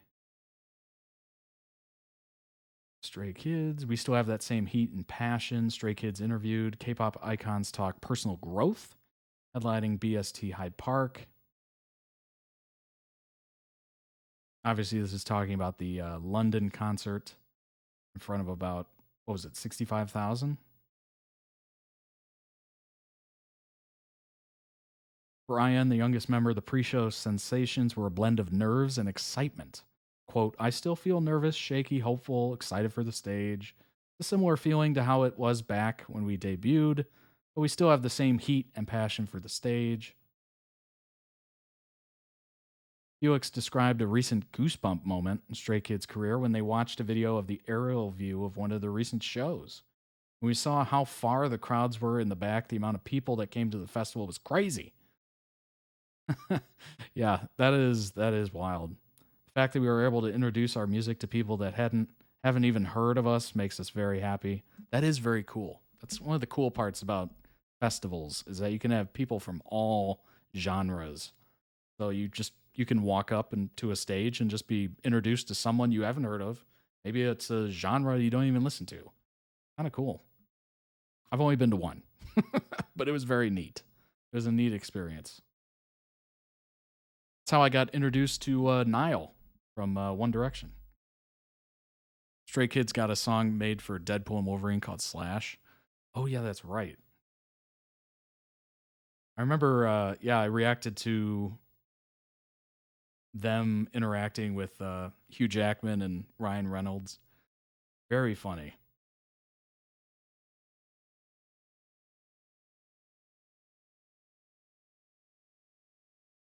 Yeah, they genuinely seem very, number one, very funny. Number two, very close, which is great. That's kind of, as the more I've gotten introduced to K-pop, and just kind of the vibe of these groups and multi-member bands and whatnot, whatever you want to call them, it's been very interesting to see just how many people can come together for music, and it's different genres within the same song. Like, it's fascinating. It is really cool. It's almost like every song that has multiple genres in it, you know, the rapping, the vocalists, etc. It's almost like back in the day, Run DMC and Aerosmith did a collab, and it was, you know, a rap group with rock and roll, and it was seen as like this, whoa, crazy thing, you know, to have these two worlds collide. And listening to K-pop and seeing these songs and whatnot, it's like that, but just constantly. It's very cool. It's a very interesting genre. It's like its own thing. Very neat. I've thoroughly enjoyed it. And frankly, it's given me hope for music, because it just seems like a lot of music right now is just very lost. You know, in the 90s we had grunge, 80s hair metal, 70s was very soulful and singer-songwriters and all that kind of stuff, and 50s you had like the introduction of rock and roll, you know, a bit of doo-wop and whatnot. It just seems like after the year 2000, it just got really blurry. Like early 2000, like mid 2000s to early 2010s, we had kind of like these club bangers. It seemed like every song was a club song that came out. It was very like beat driven, very positive. It seemed like it belongs in like a nightclub or whatever. And then after that, I don't know what is currently going on, but K-pop has just kind of been a revelation, if you will, of current music. Been very interesting to see. They also made a song for Arcane Season 2. That's awesome. Yeah, it's been interesting. It's given me, you know, hope in the music world, which, I don't know. I'm very not happy with the current state of music. I don't know. It's nothing really for me. It's just very lost, bland. It doesn't have an identity. K-pop is at least its own thing. Like it's here, it's interesting, it's pretty fresh, at least to the Western world, I guess. But yeah, it's something. It's something interesting, like, to hold on to, as opposed to the current Billboard 200 that is just meaningless. Like it completely lacking any identity. It's just very interesting right now. But yeah, I enjoyed that. Stray Kids are amazing. Is what I'm gathering from this. Very funny. I like the fact that, you know, a couple members donated during their birthday. Like, that is cool. I like that. That is very neat. Anytime you can give back is a great time. Because time is limited, right? We only get so much of it. So the more great things we can do, more interesting things we can do with it, the better. I wouldn't want you to suffer through watching them if you didn't. I absolutely enjoy it. Definitely not suffering. It's been eye-opening, honestly. It's been rewarding. It's been eye-opening. It's been overall very happy, I guess is a good way to put it. It gave me hope in the music world, which is good. It's something from this era that you can kind of hold on to. Like, just certainly in the US, it's like, wow, something new, something interesting, something, you know, we can hold on to that's not just the same crap recycled over and over and over and over. Sample of a sample of a sample of a sample of a sample. I think Prince said something like that. He goes, eventually everything will just be a sample of a sample of a sample. And it very much seems that way. It currently in the US Billboard 200 or whatever it is. It's just, ugh. I find myself listening to older music just because, I don't know, it just has identity to it throughout the decades. Very distinguishable. And sounds different. Oh, gosh. Anyway, Stray Kids are awesome. Love learning about them. They seem very funny. Like, it would be a blast to hang out with them. That is the best compliment I think I can give them. Is the fact that, number one, they're going to a concert would be great. And number two, hanging out with them would be equally as great. That is awesome. Yes, it feels like they're just recycling older songs and are made into new music. Not a fan of it. Yeah, exactly. Exactly. At least this is very original, which is something amazing in the current era. Anyway, I hope you enjoyed it. I know I did. Those were great videos. A good way to end the week, I would say. And yeah, I hope you have a wonderful weekend coming up. Go ahead and follow the Twitch channel if you haven't already. If you want to watch live and hang out, certainly. Join the chat and all that stuff. Join the Discord. It's free. It's easy to join. It does have a little learning curve to it if you're not used to it, but you'll figure it out. And if you have any questions, just let us know. But yeah, link to it is everywhere. It's on the website. It's under every video in the description on YouTube. It's on the Twitch profile. It's everywhere. So join us. There's over 142 members of the Discord. So lots of conversations happening. Very friendly folks. So if you're a fan of anything, let us know and we'll make a channel for you. And you can find other people that are into it. Very cool. Subscribe to the channel, Todd Reacts on YouTube. If you haven't already, please do so. I appreciate it immensely. If you've already subscribed, I appreciate you immensely. If you'd like to request your own videos, you have something in mind, you want to have it on stream, go ahead and head on over to toddreacts.com. You can do so. Season and series tiers is where you can do that. And check out the merch. Summer collection's leaving in just over 3 days from now, which is wild. We got the fall and winter collection coming. Lots of great new stuff. And I know you're going to enjoy it. Members of the website save 15% on every order automatically. You don't have to add a code or anything. It just automatically does it when you put items in the cart. And it ships all over the world. Literally, all over the world. So there you go. And yeah, I think that's all. I think I got everything. Appreciate it, ADDButterfly. Appreciate it. Just cheered 100 bits. Woo! I have no idea what bits are. I'm still new to Twitch, but I know it's good. So thank you. I appreciate it. And thanks for being a subscriber as well. Oh, you got a cool little thing next to your name too. Look at that. Number 1. Awesome. Thank you. All right, everybody. I hope you have a wonderful weekend. A wonderful weekend. Stay safe out there. Have fun. Do something interesting. It doesn't have to be crazy expensive or whatever. Certainly leaving the house these days is expensive. But have fun. Do something interesting. Maybe something you haven't done in a while. Maybe something you are getting started. Maybe a cool new hobby. I don't know. But have a nice weekend. I will see you Monday for the next reaction stream. Looking forward to it as always. I hope you are as well. And yeah, I shall talk to you in the Discord. I'll see you later.